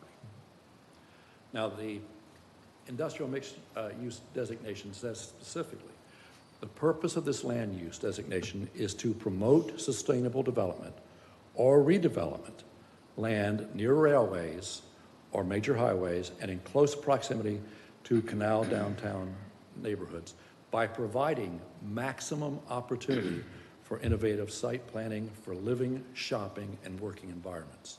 So that's your comp plan. That's why Jeff has indicated that, yes, indeed, this meets the criteria for industrial mixed use. It specifically says shopping is one of the things that we're allowed to do here. And as Jeff indicated, I could put 65% of shopping on the entirety of the site. Logically, that's not going to happen. When you have this small shopping center on this location, that's probably what's going to happen. The fascinating thing about this, and this is what I find interesting because I know there's been questions about the light industrial designation or the zoning designation. It doesn't really have a designation because of the fact that the PUD itself says you must do a PUD in order to use in order to build on the site. It's that simple. You have to do a PUD. You have to do a contract, which is what a PUD is, a contract with the city as to exactly what's going to be there.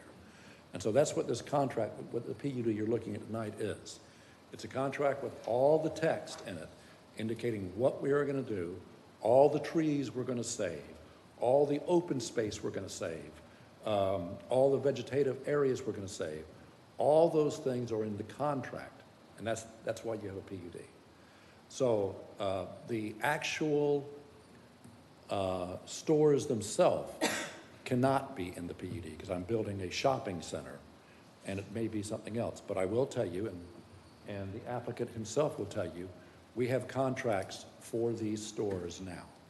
So these are ready to go, and those stores will be there. And he'll tell you about why Sprouts works so well with other grocery stores in an area.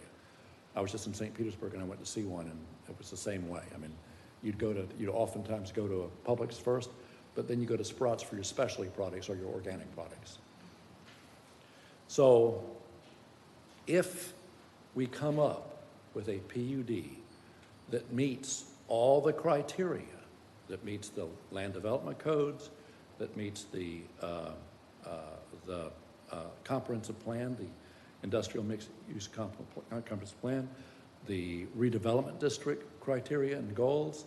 If we come up with a PUD that meets that, then you have a choice. You can either approve the PUD, or you can basically say nothing can go here, because by not allowing a PUD, you're saying that the only thing there is the L1 zoning, which doesn't exist. So there's no use for that property. And that's the thing that always concerns me. You had several areas along 44 that the same way. You had holding patterns, PUD comp plan designations. But if you came in with a comp plan that met all those criteria, you had to grant those PUDs, because otherwise you're saying you can't use the property. And that's the problem here. You have one option, which is PUD or nothing. So this is a site, I thought this was fascinating. This is an aerial from 1963, I think it is. Maybe it's 53, but they were all the same. This shows the fuel tanks on this site, okay? And I don't know how many people are old enough, besides me, to remember this, but, but there was a time when New Smyrna was a major rail hub. I mean, a major rail hub. Most of the jobs in New Smyrna were FEC jobs, were taken by the railroad. And in the early 60s, there was a strike, and the strike lasted for, I think, over a year and a half. And FEC came in and fired every single person who worked in New Smyrna and took away all the equipment that was at this site and moved it all to St. Augustine. So that's what happened. It's not like this is some, magic place. This was a place that really needed to be redeveloped and hasn't been. But partially because of the fuel tanks that were there, as you can imagine, partially because of how bitter and how difficult dealing with FEC, the FEC property was after that strike. I mean, there was not a building permit pulled in New Smyrna Beach for over 10 years after the FEC went bad, because so many people lost their jobs, because there was nothing, and it almost destroyed the town. So this is why I love the fact that we're looking at the idea of redeveloping this area and actually bringing life back to this area. So again, after 15 years after creating that industrial mixed-use designation that was encouraging redevelopment for this area, we now find ourselves in a position where we have a proposal. It meets all the objectives of the redevelopment district, all the goals. It meets every requirement of the comp plan, which is the real key here, which is the land development, or the industrial mixed use. And it also meets the requirements of the land development code. And in fact, well, I'll get to that in a second, but I think you should know what you're actually getting when this comes in. And so what I'd like to do is I'd like to ask Scott to come up and talk to you about what's going to go in there and why this fits so well with the quality of life that we're trying to create for New Smyrna. Go ahead, Scott. Thank you, Glenn. I first want to thank the planning staff. It has been an excellent experience working with them. So thank you again, staff. Good evening. My name is Scott Cole. I'm with GBT Realty here in Nashville, Tennessee. I'm very proud to present Sprouts and educate you a little bit on who they are and what they could do for New Smyrna Beach. Would you mind speaking into the mic just a little bit? Yes, I'm sorry. There we go. Thank you. There we go. So Sprouts is a community-serving grocery concept. It's intended to complement the character, scale, values of New Smyrna Beach with a focus on everyday access to fresh foods and long-term compatibility with the surrounding area. A little bit about Sprouts is that it's a specialty grocer.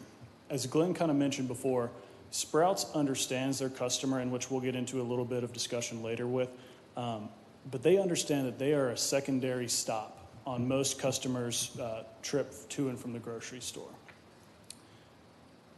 They try to differentiate themselves by their product, what they produce, how they obtain it. And so with this, their goal is to offer lifestyle-friendly operations from organic and plant-based to gluten-free while supporting sustainable practices, which I'll also discuss here later in. They're headquartered in Phoenix, Arizona, and recognized most recently as Progressive Grocers Retailer of the Year. They are a growing presence, and in everything that they do, they want to be special in. So their main goal is their motto: we help people live and eat better. Their purpose is to help people live and eat better. It's the reason they exist. Every decision they make is rooted in making that purpose come alive from their team members, communities, vendors, partners, and the planet. They're very much driven by an environmental approach and helping people live healthier lifestyles.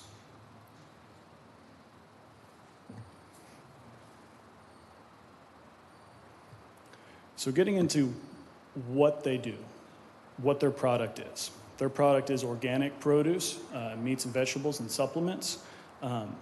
They are very methodical with how they source their produce and meats. They have this team called foragers, and what those people do is they go and locate and meet with local farmers in the area to ensure that they're compliant with the USDA. They're making sure that they're not using GMOs, and that they're meeting Sprouts' criteria for sourcing their produce. A little thing here is these methods are not only reducing the environmental impact, but also ensure cleaner, healthier food. And so that's their mission statement of trying to ensure that they're producing the best produce, the best food for their customers to help them live and eat better. This slide was recently produced here. I received this information actually just a couple months ago about what happens when Sprouts comes in. What happens to home prices after a store opens? As you can see here, starting at the top, the home values lower when a Walmart comes in or a Target. Moving further down the list, Sprouts is exponentially larger at improving the home prices compared to all the other retailers you see there. So I want to thank you all very much for having us tonight. I appreciate your time, and we hope we can get your recommendation for approval. Thank you very much. Thank you. Scott, you can hang out for a second, if you would. So, some of the things we wanted to talk about was how we have met the Land Development Code, because it's not only we've met the Land Development Code. Remember, your regulations, your redevelopment district says you're supposed to work with us to actually give us more. But we've met the criteria and exceeded their criteria for the Land Development Code. Our open space requirement is 20% for the open space. We've got 35.48% open space on the site. Vegetative space on the site, 15% requirement. We have 32.37% just because of the fact we've worked closely with staff as far as designed this. We have a small area of wetlands on the site. I think it's a 0.26 acres. It's very small. And we're even trying to save part of that because there's a tree up there. So that's something we'll be working together on. So that's part of this. You know, it's funny because Randy indicated this is a Sprouts mentality. It really is. So this is some of the things that we're trying to accomplish in doing this. Also, while you're here, Randy indicated he was concerned by light pollution. We are too. We've got provisions in the PUD regarding light pollution, and we will also stipulate that to enhance this by placing shields on all the parking lights as well to keep light off site, on site. And so that's also one of the things we'll add to that as a stipulation tonight. I also want to point out, somebody mentioned traffic. John mentioned traffic. It's an important point, and it's like I say, like Jeff said, it's one of the reasons why people have shied away from this site. We can't get anyone to come in and invest in this site. We have committed to, in fact, deal with that. We know we're going to have to widen Myrtle to start with. And you've already committed to that? Yeah. All right. And we know that there'll be additional requirements from the traffic impact analysis as to how to make this safer and better. It will probably take into account many of the issues that currently exist and try to help solve those. When we're doing a project like this, we like to try to find ways to make this better than it currently exists, not just keep up with our impacts. So I suspect that's what you're going to see as part of the traffic improvements. It will make a huge difference because right now there are problems with traffic. So that's something we're going to deal with. Jobs, as you saw, one of the criteria for redevelopment, one of the criteria for the redevelopment district was you're trying to create jobs for this district. Same with the industrial mixed use. We're creating between 270 and 290 full and part-time jobs on this site alone, okay? Sprouts, I think, alone was 90 jobs. TJ Maxx is probably 70, and you'll have other jobs for the other out parcels, but that's what you're gonna have for this area that really does need jobs. So that's the nice thing. This is with infill development. You have all those folks living around this site that will be able to easily get to their job, that will be able to easily get to shopping, and that will, that's one of the reasons why a Sprouts actually enhances the value of homes in the surrounding areas.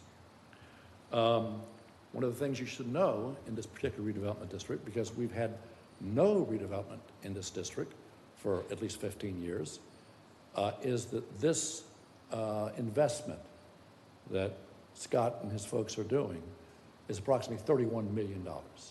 So $31 million investment into this 11 acres, which, by the way, by doing that, it also encourages things happening with the remainder of this old FEC site. That's what we're hoping for, that this, in fact, will actually cause a synergy that causes a spur to the additional site.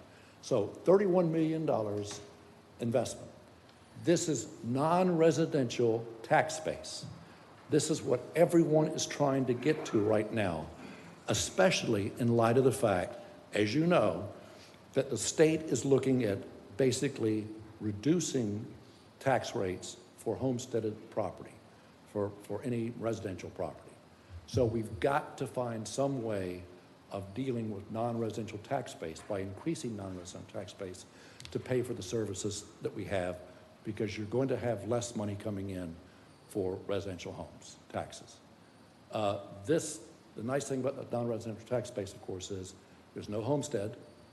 It actually continues to increase because the values continue to increase. And as a result, it's something that will, like I say, add additional potential for other non-residential tax base with the rest of this 109-acre site. So, to conclude, I'm sure you're looking for that, the Economic Development Department has obviously worked hard for literally 15 years to encourage investment in this area and to encourage redevelopment in this area. They finally have someone that meets all the criteria, and it's one of the reasons why you have a staff recommendation fully recommending this PUD, because it meets the criteria. Staff recommends approval of the PUD development agreement. It meets every single criteria you're looking for, and it will, in fact, be an advantage and improve the quality of life for the city of New Smyrna Beach. Do we have any questions, especially while I've got Scott here? Yes. Yes. Did you say that you have all of the tenants identified for the development? I'm sorry? All of the tenants besides Sprouts? We have the two tenants. This is a fairly small shopping center. We have the two main tenants identified. So that is Sprouts and TJ Maxx. So not the other two? That's the two main big ones. Right. The other ones, I think there's several others. Go ahead. Absolutely, yes. So we do have the two main anchor tenants identified. The two remaining buildings you see there the users have not been identified. There will be multiple users within those two buildings. We've been working with local businesses, national businesses, on acquiring leases for those spaces. I should point out, again, one of the advantages of a PUD, which is a contract, is we've worked out what type of uses are allowed on this site, and only those uses. I was just going to caution everyone with, you can't zone based on ownership, so you look at the uses. So kind of who the tenants are, it's nice to know, but it's irrelevant to your recommendation tonight. And that's absolutely true. I mean, it's something to know in this particular case because we're obviously designing and building for it. But the actual uses that are allowed are listed in your PUD, and so it could be any of those uses. We have cut out any uses that could be something that we don't want. How many square feet do you have that you're proposing to build? How many square feet of retail are you're proposing to build? Let me pull out my calculator right quick. I don't know that offhand, and I apologize.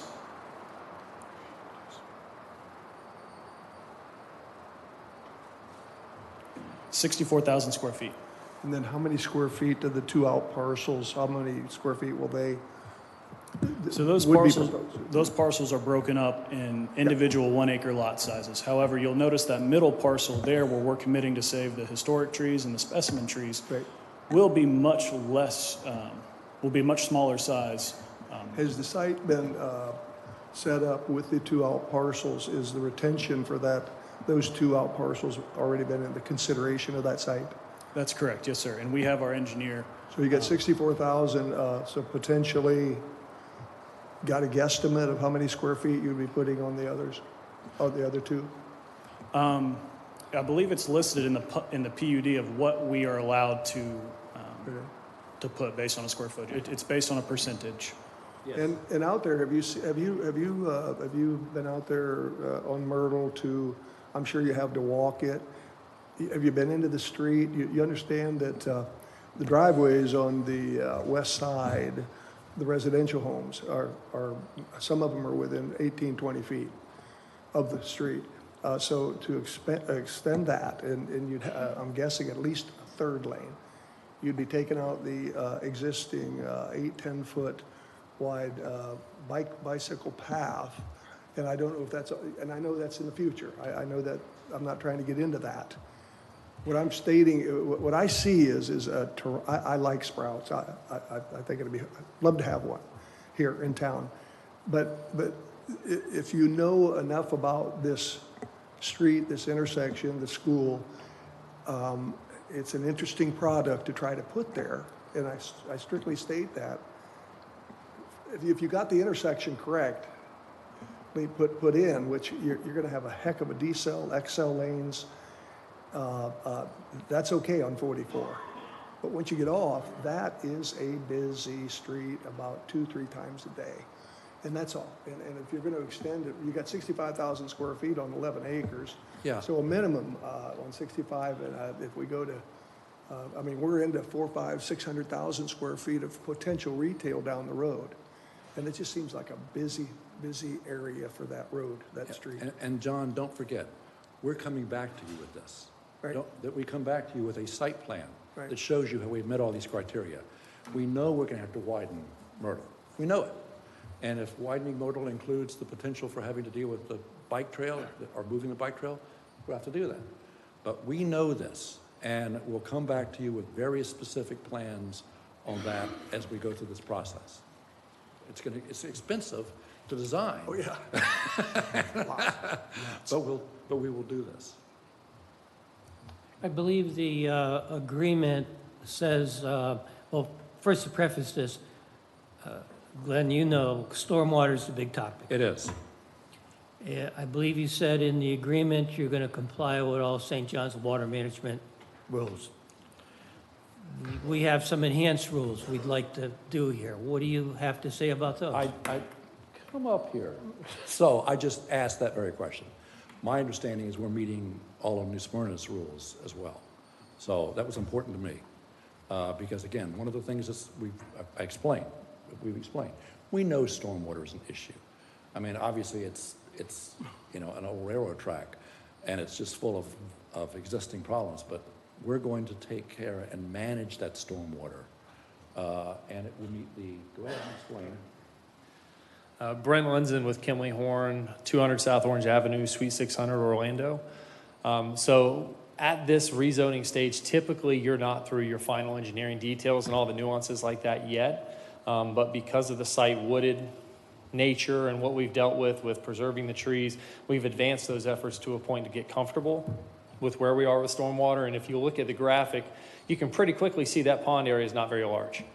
Those are the things that really, from my standpoint, make things much more challenging. So what was shown on some of the exhibits previously in the presentation, you saw kind of dark gray hatch patterns coming through the drive aisles and then under the parking in the parking field. So there's a substantial area that'll be underground exfiltration system, which is basically above the water table. You have infiltration galleries, a perforated pipe, rock trench. So you're basically recreating the storage mechanism that a surface pond would provide through an underground system. It's kind of like an infiltration gallery for call it a septic drain field. So there's substantial stormwater storage within the parking area that you don't technically see from a plan standpoint. But all that to say, yeah, St. Johns River Water Management District requirements are being met, and will also meet the City of New Smyrna Beach's requirements. Thank you.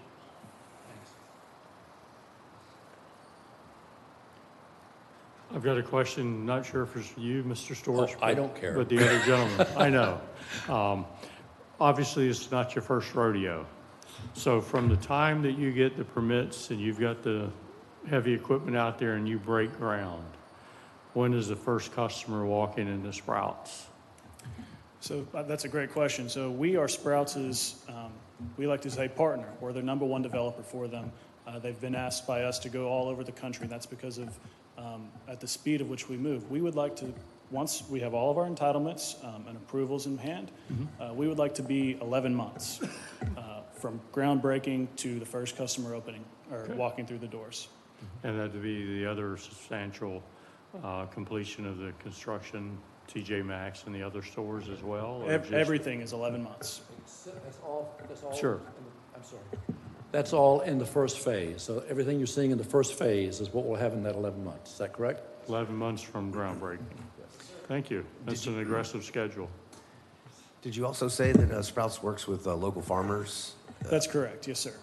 So what they do is they send their foragers out to go to local farmers in the area, make sure that they're meeting Sprouts' standards, the USDA standards, to really make sure that it's organic. It's not just, they're not just sourcing from some wholesaler warehouse, they're sourcing directly from the farmers. And as you know, one of the advantages we have in New Smyrna is that Samsula still is a farming area that produces, so you'll enjoy that. I'm in the suburbs of Samsula, so. So. Anything else? Any other questions from the board? No. Thank you. Thank you. And can we come back after, if there's any other questions, so we can respond to those? Oh, because I want to make sure, like I say, that I met Randy's comments, and if anyone else has any additional comments, we'll try and resolve those as well. Thank you. Thank you. We will now open public participation. Remember, there is a 3-minute limitation that will be imposed unless otherwise granted by the Planning and Zoning Board.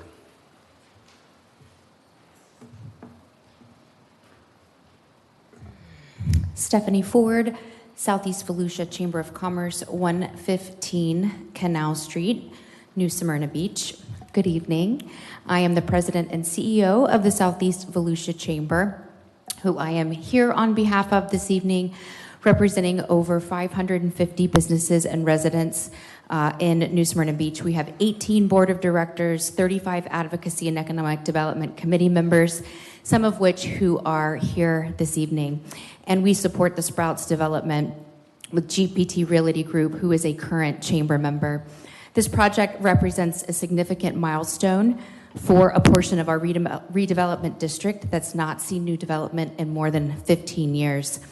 And the purpose of the district is to stimulate economic recovery and reinvestment, and this project delivers on that. It's infill development near downtown on land that has remained underutilized for decades, aligning directly with the city's goals. You heard the economic impacts of this project, and they are not insignificant. 31 million direct investment, 50 million in construction output, 270 permanent jobs, 300 jobs across the city. economic output of $198 million a year, and that can translate into $116,000 per year in city tax revenue.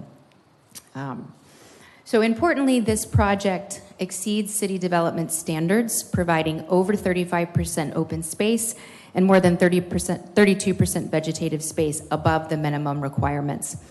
The addition of Sprouts brings meaningful quality of life benefits by expanding access to fresh, healthy food options. It also reflects the type of thoughtful, community-oriented retail that residents are seeking. Hiring local, shopping local, supporting local. City staff has reviewed the project and recommends approval. And from the Chamber's perspective, this is the kind of strategic investment that strengthens our economy, supports local jobs, and advances the long-term vision for the district. So the Chamber respectfully supports and encourages you to approve as well. So thank you for your time and your consideration. Thank you.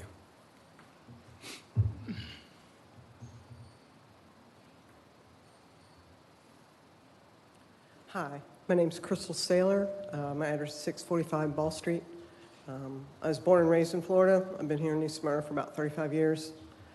My friends don't want more development.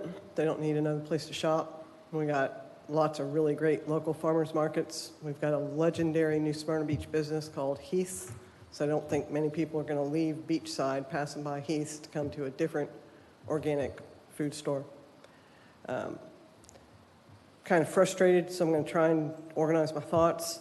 The comprehensive plan and the future land use, to me, they're just a backdoor way to ignore zoning that's been in place for a long time so that developers can get something because they go, oh, well, now it doesn't match the future land use, so you got to rezone it. The problems that most of us in New Smyrna are most concerned about, flooding and traffic, can all be traced back to zoning changes. Okay, hundreds of acres of wetlands are now occupied by housing developments. Giant Hotel was crammed in on Flagler Avenue, and so then that precedent meant that another one could be crammed in about a half block from Flagler Avenue and exiting onto Flagler Avenue. So I guess my main idea is that I really think the zoning changes and things like that, it's you know, we're destroying what's left. South of Myrtle, oh my gosh, and I guess there's going to be apartments and townhomes going in on the other side. That road does not have the capacity for anything like this. It would need to be 4-laned. You've got kids going to school, traffic coming in and out. I mean, you know, just because someone wants to develop something doesn't mean you should say yes to a zoning change and allow this development in there. Jobs, no one working jobs at those places can afford to buy a house in New Smyrna Beach. If we want to really do something, we need to find a way to get light industrial that's going to bring in real jobs, not retail jobs. You know, some person working in a store, that's a tough sell to try and get them to be able to afford rent, let alone purchasing a house. So there's probably a lot of other things I want to say, but didn't come prepared or organized. I just sort of came because I wanted to express my concerns that the residents of this community are tired of the development. We want traffic to be dealt with, and it needs more than just a few extra turning lanes at Mission and 44. So we don't need to create a second intersection like that a couple miles down the road, and we need a real plan to deal with the flooding that's been caused by historic zoning changes in the past that now mean there's no wetlands where water used to sit. So thank you for your time. Thank you.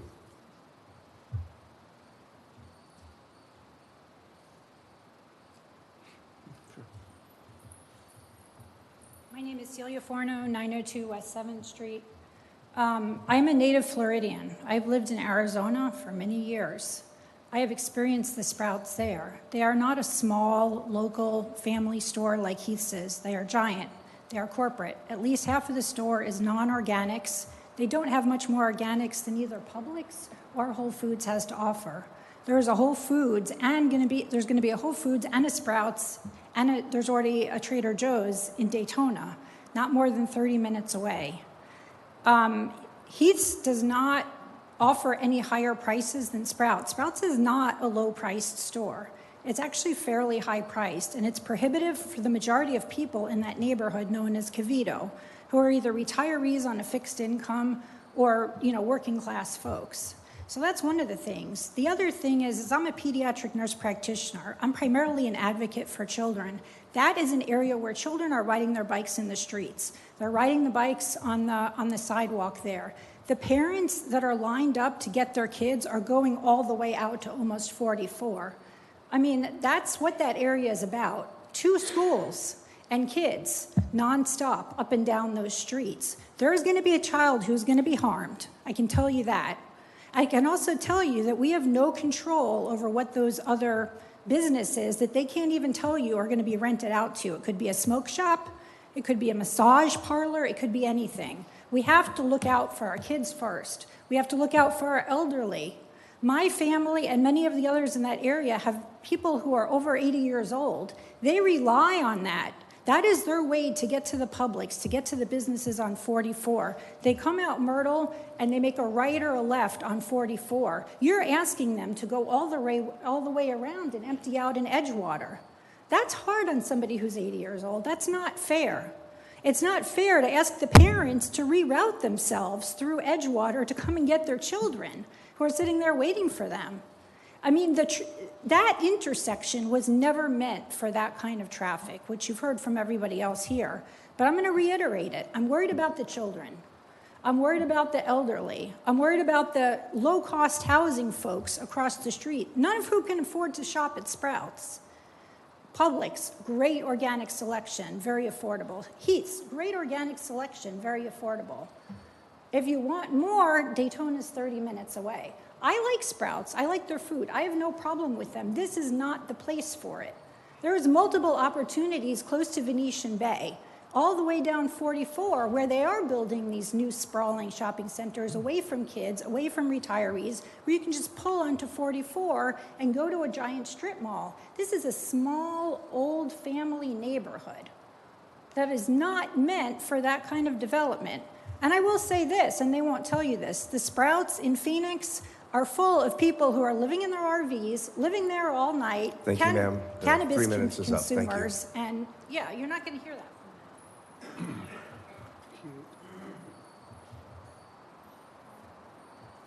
Hello.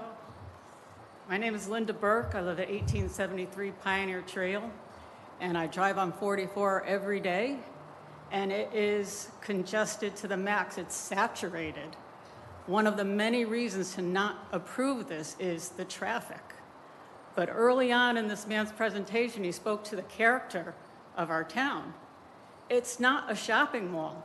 I'm looking at the town emblem. It's a beach community. We do not need a Sprouts. We have actual farm markets. We have Samsula, we have the farm market here. You could go any direction off 44 and hit a family farm to buy your produce. Or you could go to Port Orange. The last thing we want to do is saturate that even more so that it looks like Dunlawton, okay? That is not the character of this town. You know, there's other places to put a business. There's an empty anchor store behind Wawa on 44. You want to develop and fix up that intersection of Washington and Milford, that abandoned housing unit? Sure, have at it, build there. That would be in addition to fixing this beautiful place we live in. But we don't need a Sprouts Market. We don't need a TJ Maxx. It does not enhance our community. And that should be the bottom line. Thank you. Thank you.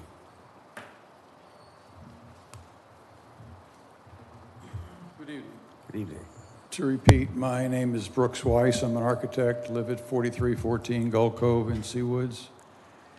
And I think there's a lot of lay people that have spoken very well about all the pros and cons about what this project means. But I keep hearing the same old, same old. I don't hear any vision. I don't see anyone coming forth except to say, as David did, that we have lots of grocery stores. We have 100 acres in an urban setting in virtually the middle of our urban center in New Smyrna Beach. Nobody's talking about looking at this whole site as one entity to study what can go there, if anything should go there.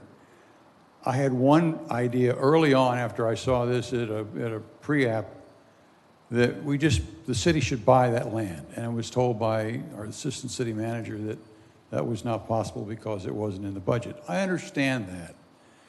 Let me now read from a letter that I wrote to you guys, including the city commission and the city planning staff.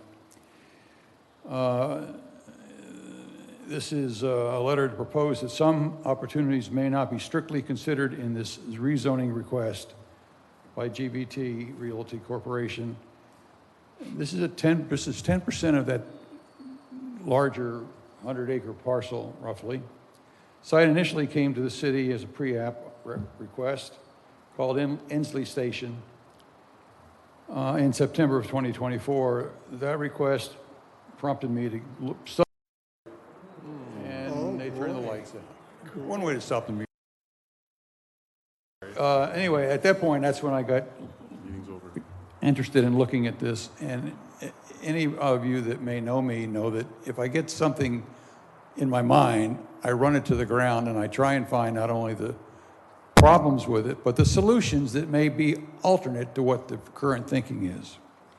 So in micro or macro planning, this is a large linear natural environmental piece of land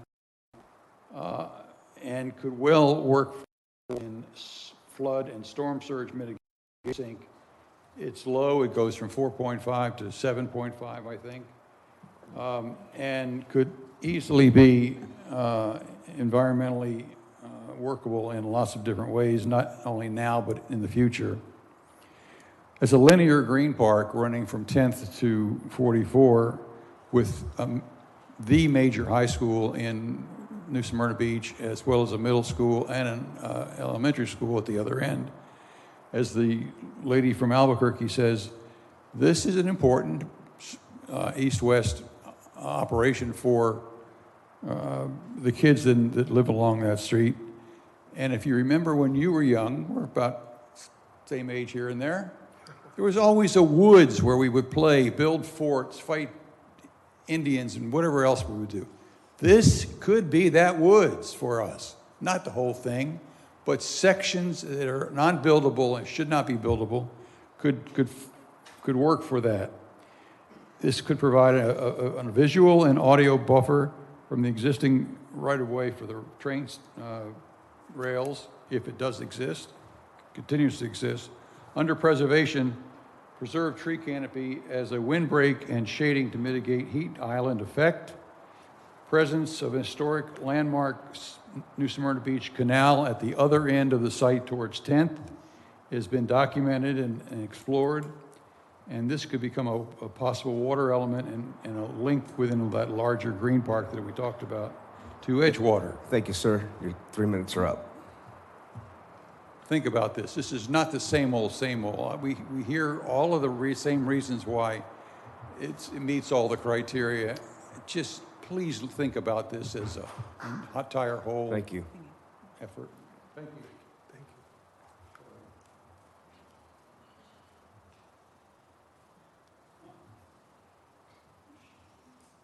My name is Dale Ann Clark. Could you speak into the mic with your name and address? My name is Dale Ann Clark. I have a restricted address. I've been in New Smyrna since 1960. I was raised here. My father was vice mayor in 66 through 68, and at that time they really wanted to keep New Smyrna small. I've stood here and discussed this before the city commission previously. We're overdeveloped. This area that they're looking at is the way all of the kids go down, and they're going to get hurt.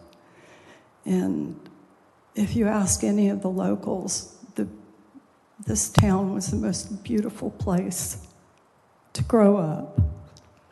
It was paradise, and they're destroying it.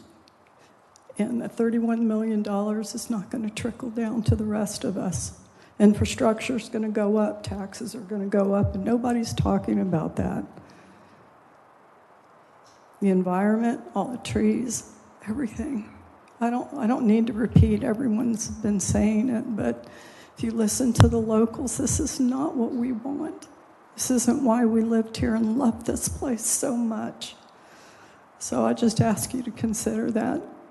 Thank you. Thank you. Thank you.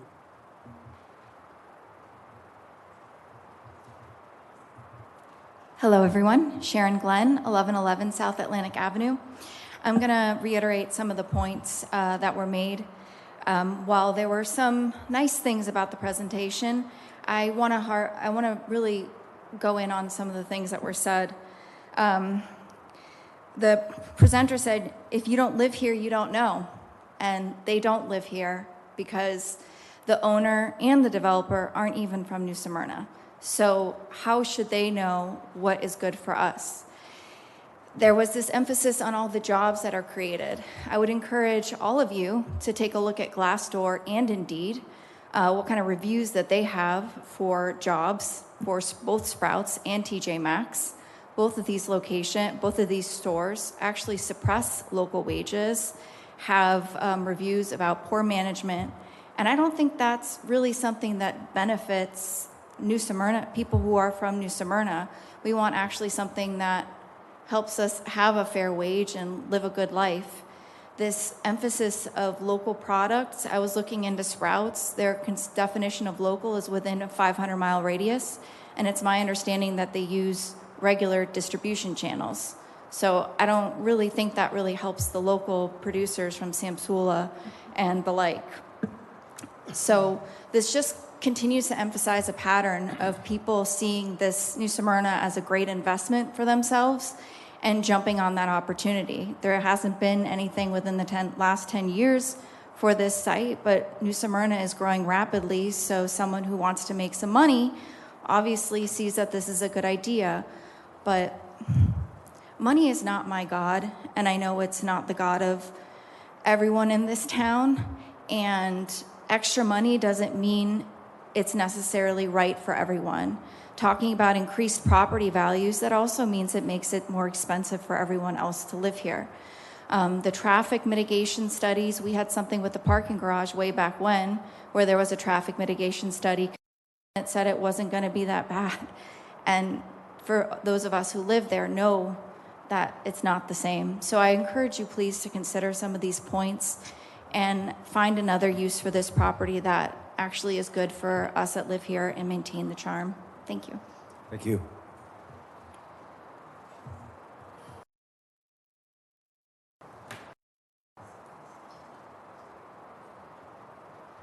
Getting my steps in tonight.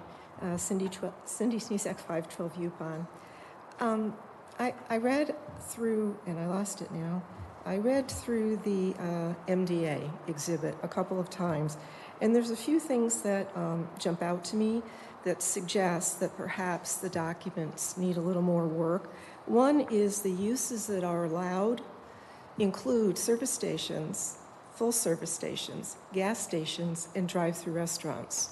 So while a traffic study may come later, I think it'd be reasonable for you to consider redlining some of the uses that are on that laundry list. So it's good that's not including tattoo parlors, but a drive-through restaurant at that location, that's the last thing we would need. And a full service station and gas stations allowed on that 11 acres, that seems pushing it. The way it's designed, 3 curb cuts will come out onto Myrtle in a relatively short distance. So that first one is so close to 44 that I think it's going to be a real problem. Also, in Section 8B, the reference to architectural standards seems to restrict this, that it will look like the corporate standards for the building. That's not New Smyrna. There are architectural standards, which I rarely see applied to commercial entities like this, but there's no reason to have them if we're not going to use them. The Sprouts design and colorization, I mean, I visit California and New Mexico a lot. Maybe it fits in there. It doesn't speak beach, and I would appreciate it if you'd look at whether that building should look like that if it gets built. The other thing is, there's a consistency, I think, when I heard one of the presentation pieces, I think it was from the attorney, 35% open space they commit to, which is above the requirements, 32% vegetative. But when I look at the section for site development criteria, it allows 80% impervious coverage and vegetation of 15%. So I don't know how to reconcile those numbers, if in fact they do reconcile. So it's labeled as an MDA, which means you're setting the guardrails around what can happen there. And as someone else pointed out, this is 10% of that block of land, and it's a pretty packed density. You're talking about several hundred parking spaces put in there. And that's a heck of a lot of traffic. People go to grocery stores a couple times a week. It just seems like there should be some shifting on that site, as well as not putting in a discount retail like a TJ Maxx. That's like, why don't we just get another Bell's? Thanks. Thank you.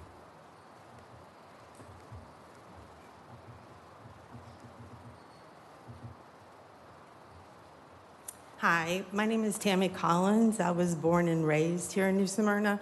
So is my mother. We resided on South Myrtle, 898 South Myrtle. I've lived on Myrtle ever since it was a dead end. No one came down Myrtle unless they had business or knew someone. That was before the middle school. My big concern is the traffic. It's just, but I understand they're talking about putting a turn lane, which would be a wonderful thing. That we talk about that every time we go to that intersection, if there was a turn lane there, a right-hand turn lane, that would help things. Don't really have anything against Sprouts, just my main concern is the traffic. So as long as that is taken care of and the city does its best. And the other gentleman, I kind of liked his idea about the city purchasing the rest of the property for a park. I know there was a company that was affiliated with the railroad a few years ago that talked about putting in a lifestyle center, a couple big box stores, and then a lifestyle center with parks and walkways. So maybe that's something that we need to consider as well. Thank you. Thank you.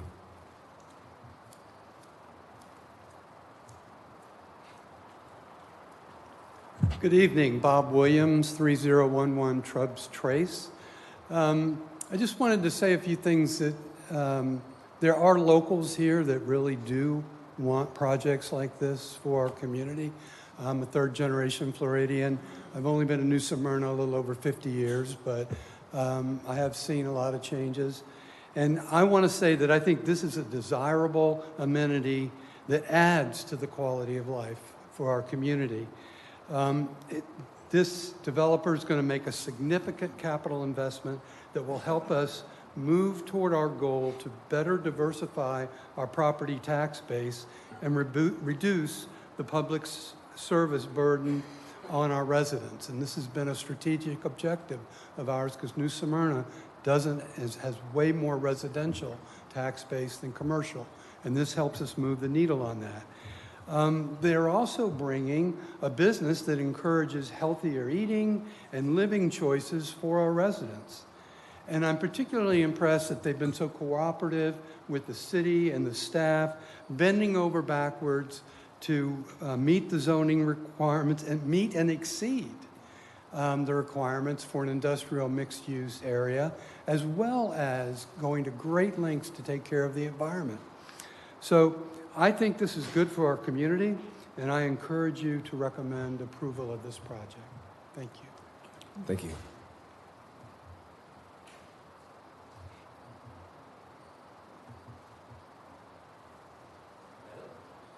I believe so.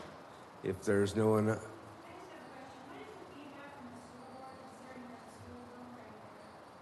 I think we're just allowed 3 minutes for each person. That's right. Yes. Hello, Speaker, 3708 South Cooper Street. Couple of things. I've been in this building many times, like deja vu. You have a property that they want to develop. Residents don't want to develop it because they want to keep it. I understand that. But I remind you, all these numbers that the Chamber of Commerce gives you and that Glenn gave you, these are all just projections. They may not come true. None of them. They say, we'll get somebody, you make it 10. Who knows? No one knows reality. But I'm also reminded that I sat here and I watched when, most of you were not on this dais here, but I watched when Venetian Bay, GeoSan requested to have the town center rezoned for apartment complex. That was a big fight. And then I was here when Walmart Regency requested to have the 9 acres they have on the east side of Walmart rezoned to apartment complex. That was done. So now we have 11 acres that are available in this process here. They don't know what they're going to do with that. They can actually come back to you here and rezone it as a apartment complex. And if it's mixed use, they don't pay taxes. So all this about property taxes going down, they're not going to go down. Dearborn Park became Dearborn Park because in 2019 they had a meeting and folks wanted to diversify the tax base. They wanted to have more business here. So Dearborn Park came through. That's when the whole process started. Now they're telling us that we're going to lower our taxes. I don't believe in that. Our taxes will go up. They will not stay the same. No matter who you bring in here, you're not going to lower the taxes. So remember that when they tell you that, oh, we're going to do this, we're going to do that. Possibly, but it may not always happen. It's happened twice already, Venetian Bay and Walmart. Thank you. Thank you. And now public participation is closed. Do you have any comments from staff? Of course.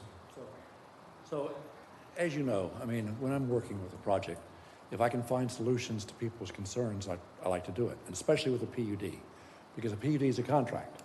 So, for instance, I know there was a lady who was concerned that we can have massage parlors or tattoo. We're not.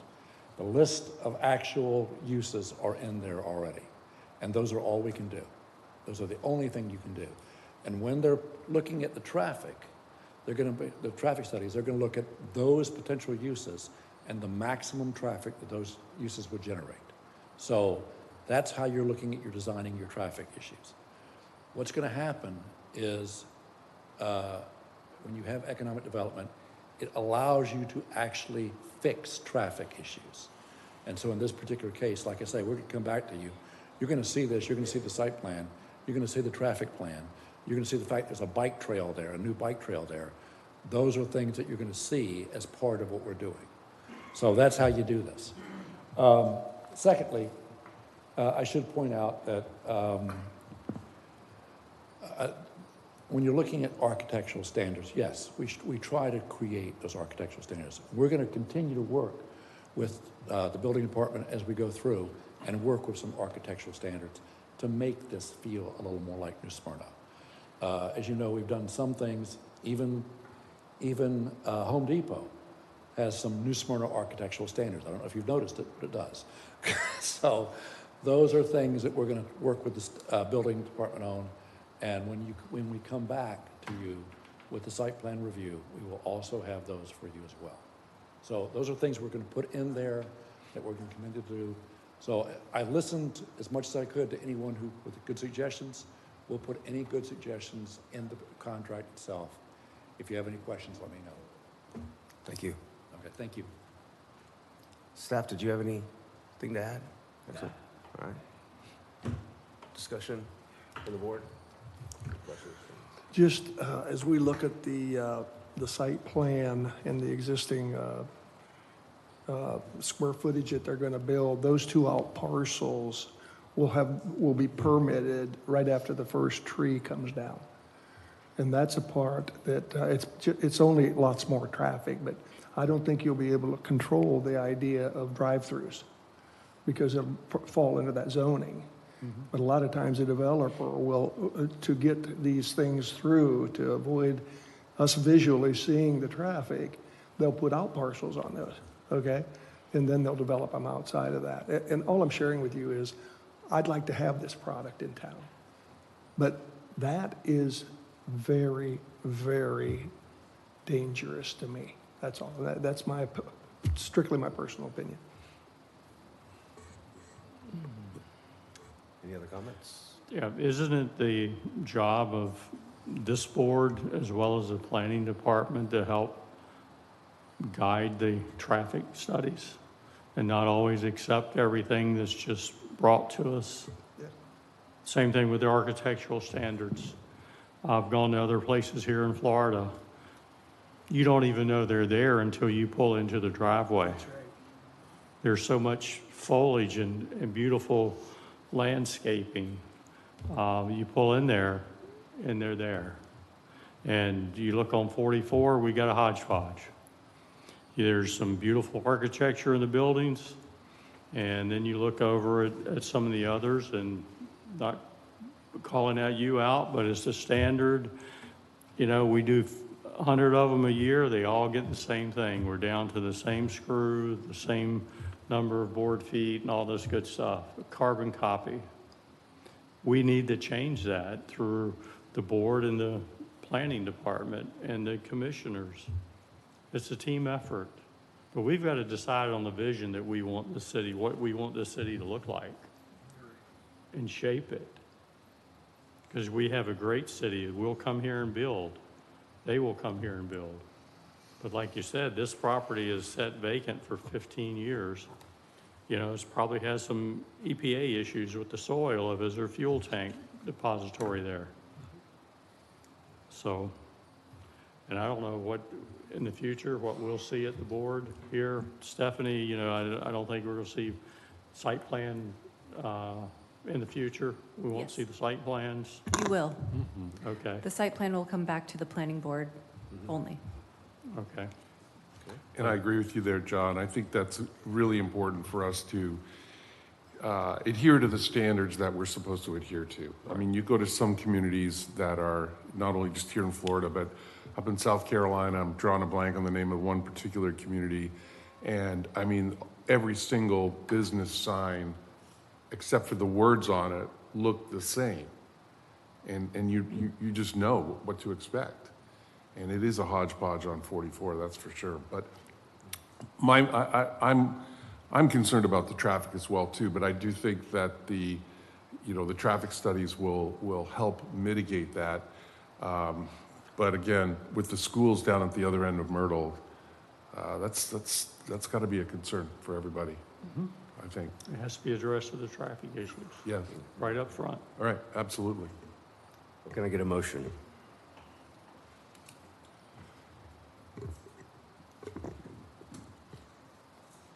I move to make a positive recommendation to the City Commission to approve the PUD rezoning for Sprouts Shopping Center.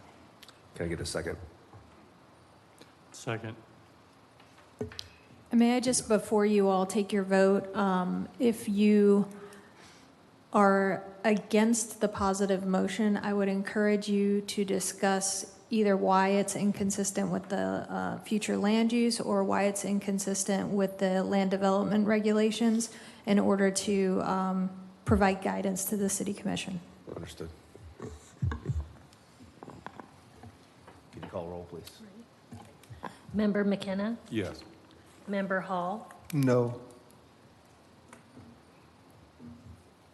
That's it.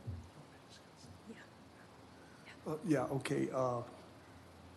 The reason I am strong on no, I come from the road building business, and I was out there this afternoon, and the traffic study that they're going to do and what they propose to do is which widening this thoroughfare is almost impossible to put another lane because it'll be a third lane minimum.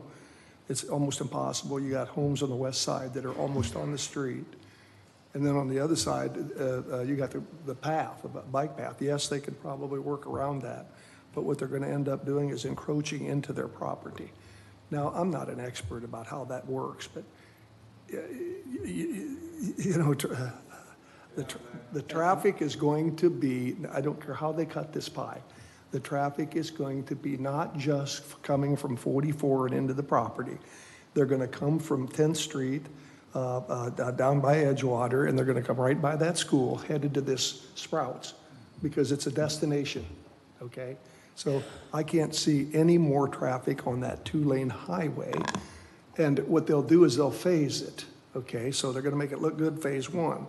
But if you can go up to all potentially, I think I had,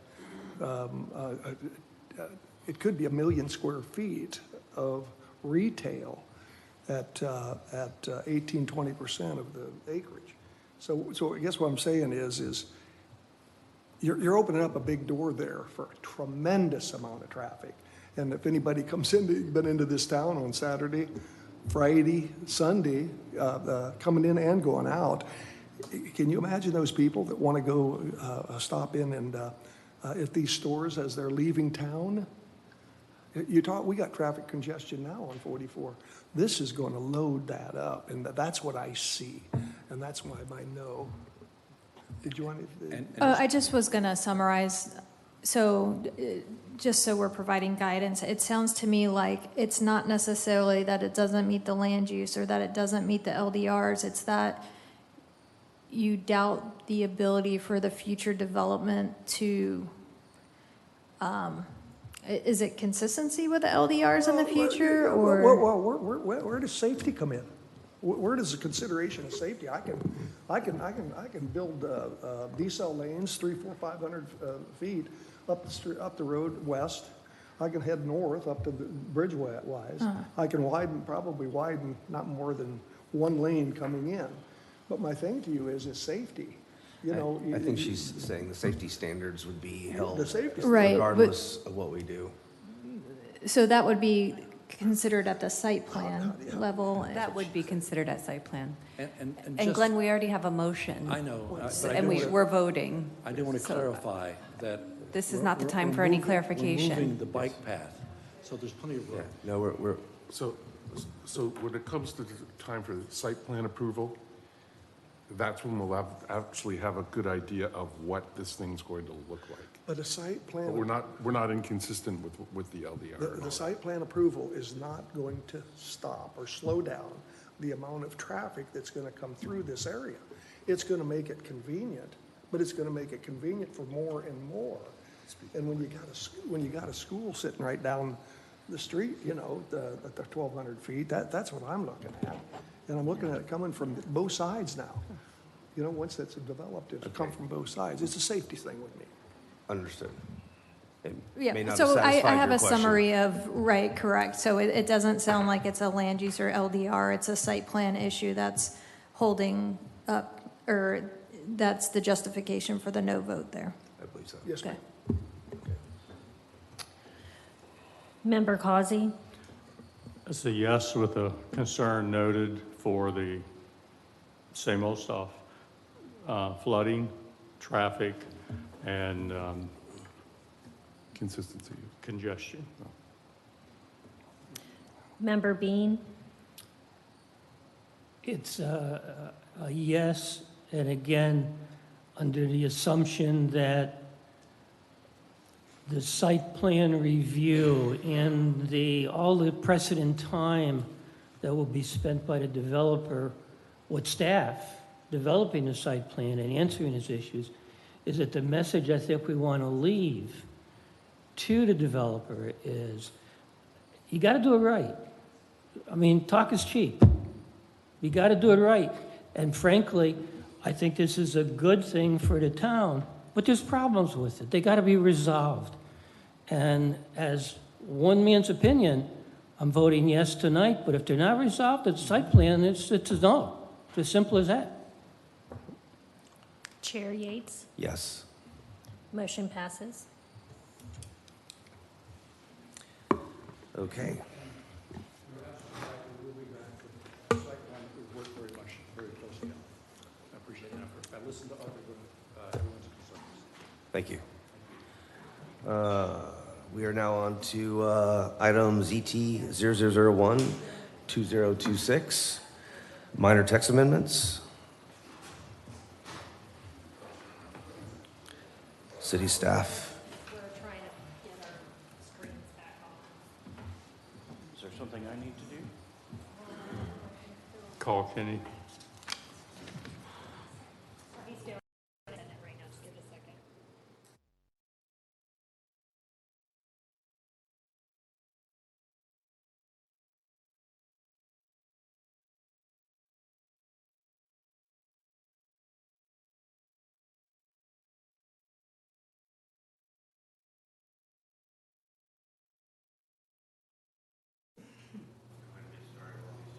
Coming down.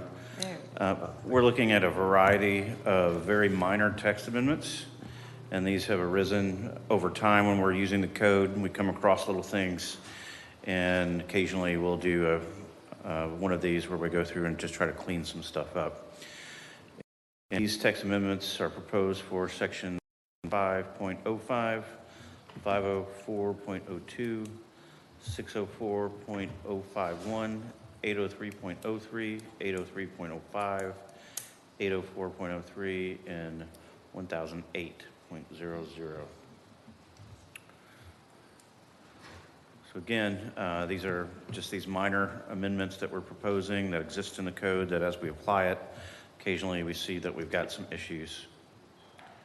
So we collect those over time and then we do a little cleanup. The first one we're going to look at has to do with administrative variances. Some time ago, under section 201, general definitions, administrative variance was defined and it gave a deviation up to 15%. That's for staff to look at if there's a little minor thing with a setback or impervious surface or something like that.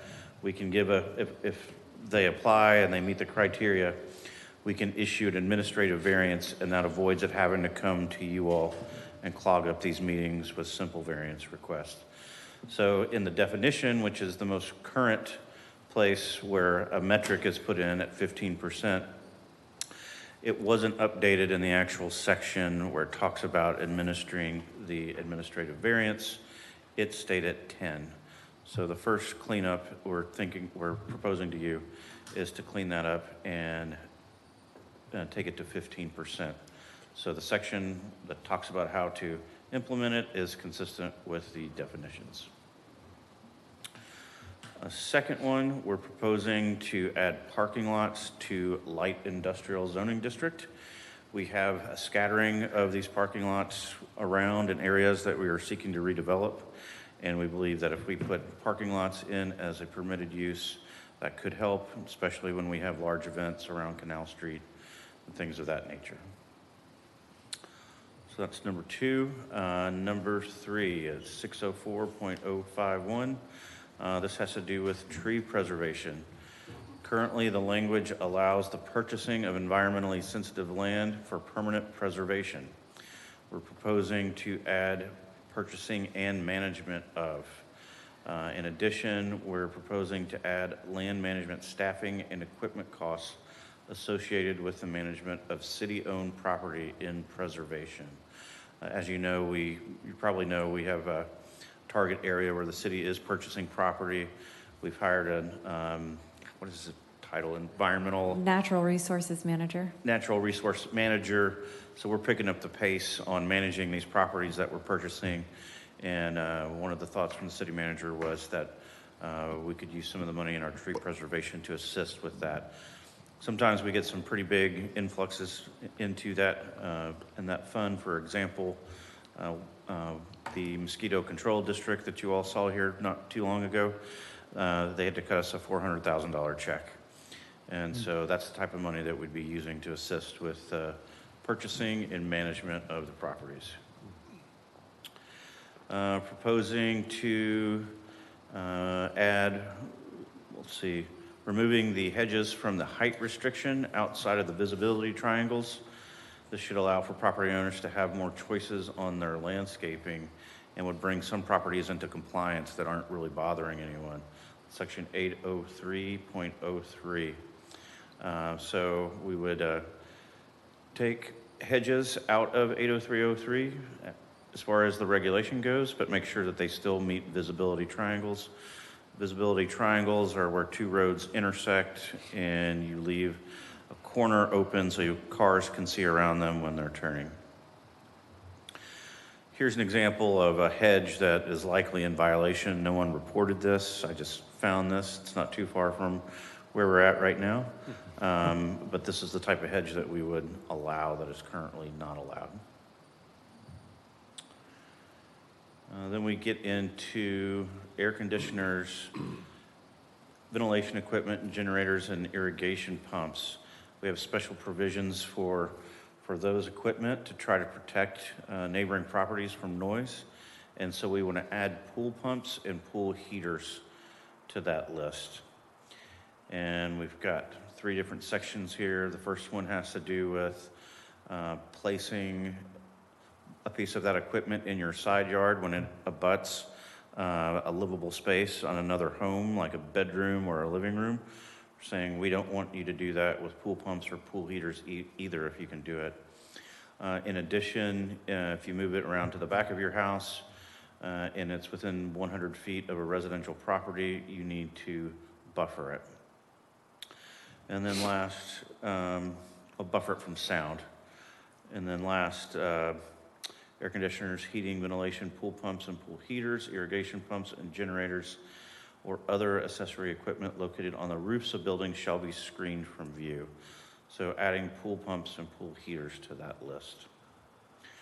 And here's just an example of how that might look. If these were two generic homes and someone wanted to place an air conditioning unit or pool pump or something in between the two homes, you wouldn't be able to do that. So we're adding the pool pumps and heaters to that list.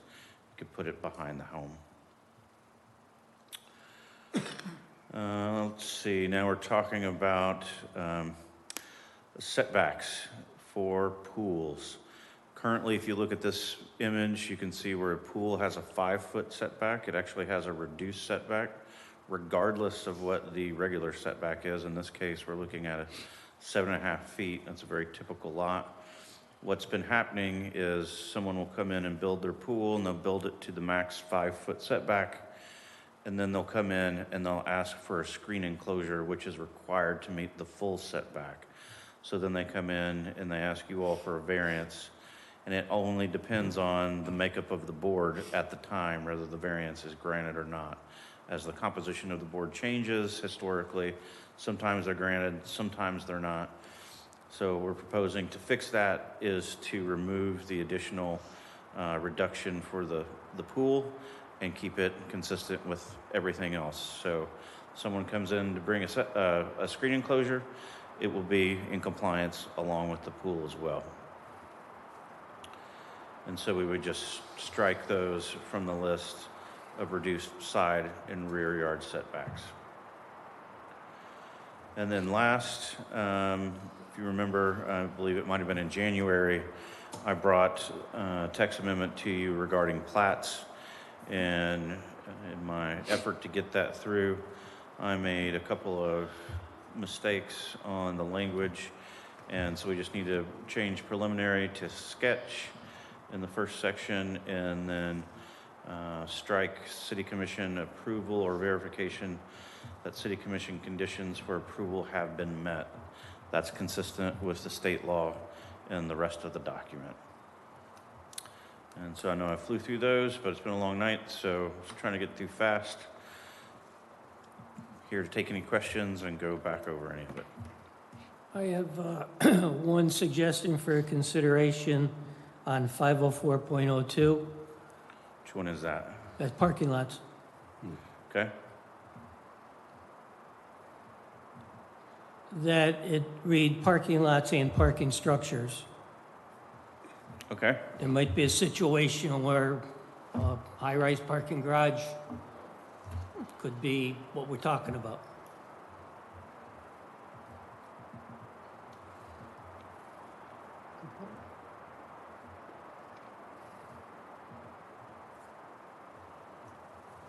All right, I think that's easy enough. Thank you. Any other comments from the board? All right, thank you, staff. That's it. Open up public participation on this matter. He's just grabbing his speaker or Oh, his okay. recording device. Excellent. So if no public participation, it's now closed. I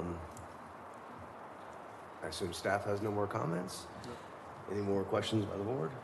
Comments? Is there a motion? I'll move to make a positive recommendation to the City Commission to approve the zoning text amendments as proposed. Second. Call roll, please. Member Hall, Yes. Member McKenna, Yes. Member Bean, Yes. Member Causey, Yes. Chair Yates. Yes.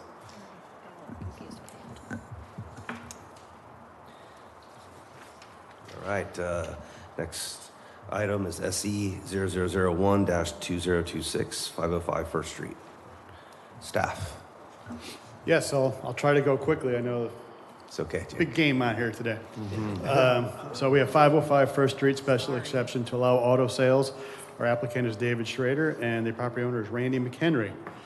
Now, just to clarify for everybody, special exception is a use that would not be appropriately generally or without restriction throughout the zoning district, in this case B3, but which, if controlled as a number, area, location, or relation to the neighborhood, would promote the public health, safety, welfare, morals, order, comfort, convenience, appearance, prosperity, or general welfare. Such uses may be permitted in a zoning district as a special exception in accordance with the LDR. So here we are, that black square down there that you see, that's kind of the concrete plant on the north side, on the other side of US 1, and kind of the Perrines Plaza right there. So you could have it, your entrance is actually up first, and you could see it though from US 1. This is kind of a bird's eye looking southeast here. It's a one parcel, 1.58 acres. As noted, B3. It's also B3 to the south. And behind an alley there are some single-family homes over there. This is kind of what you actually see from US 1 here. This was taken Google Maps in November. You can see the old Observer sign, which is the local paper. It's still out there. And I think he's since painted over the Observer sign. And then there's a dock that was built by the previous boat people that's still out there. But none of the car sales are proposed in this area at all. It's all back on the other side of this piece of land. There is already a parking lot improved there. There's a handicap space and improved parking. There is a loading dock area. This is a part of his arrangement is he gets the fun of cleaning up this whole property as part of this project too. So he's been working on cleaning this all up. And then here's basically your layout. So there's of 8 auto spaces. This would be kind of, before you looked at that photo, there's a sidewalk that you could see. This is all pretty much on the east side of that lot. All the trees stay, nothing else is really impacted on this at all. Now what he has, boy, this is just jumping on me. That's strange. What he has already as a permitted use in the B3 is a service stations types A and B.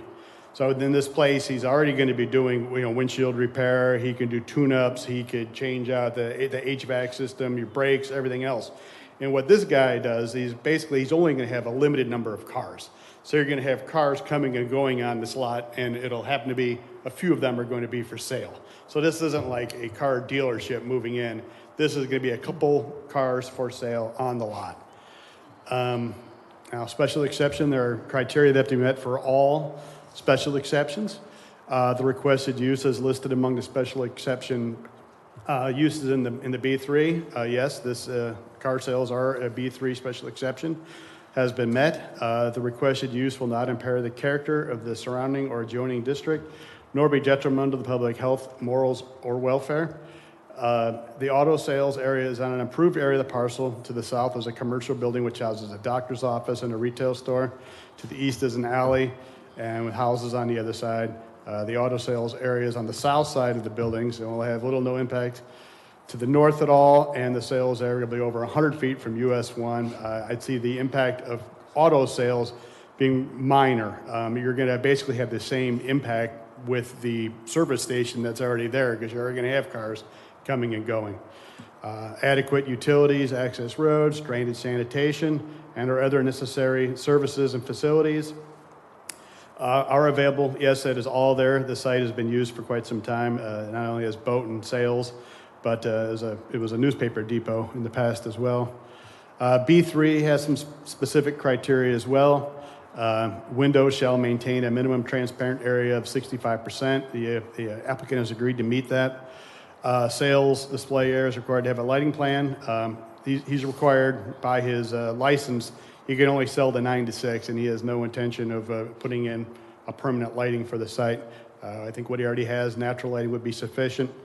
Temporary parking lot is not necessary in this situation, and the site plan will be reviewed by planning, and all other LDR requirements must be met, and he has acknowledged that he will meet that as well. So given the relatively minor impact to the community particularly with the existing service station he already has there, I don't really see an impact to the neighborhood, and we recommend approval with the conditions listed there. You have any questions for me? Any questions by the board? Okay? No. The applicant is here if you have anything for him. The applicant would like to come up, or your choice? Understood. Good. All right, I'll now open public participation. Looks like we do not have any, so that's now closed. Staff have any more comments? Unless you have a question for me, I'm here. We did not. Nice. No discuss, so do I have a motion?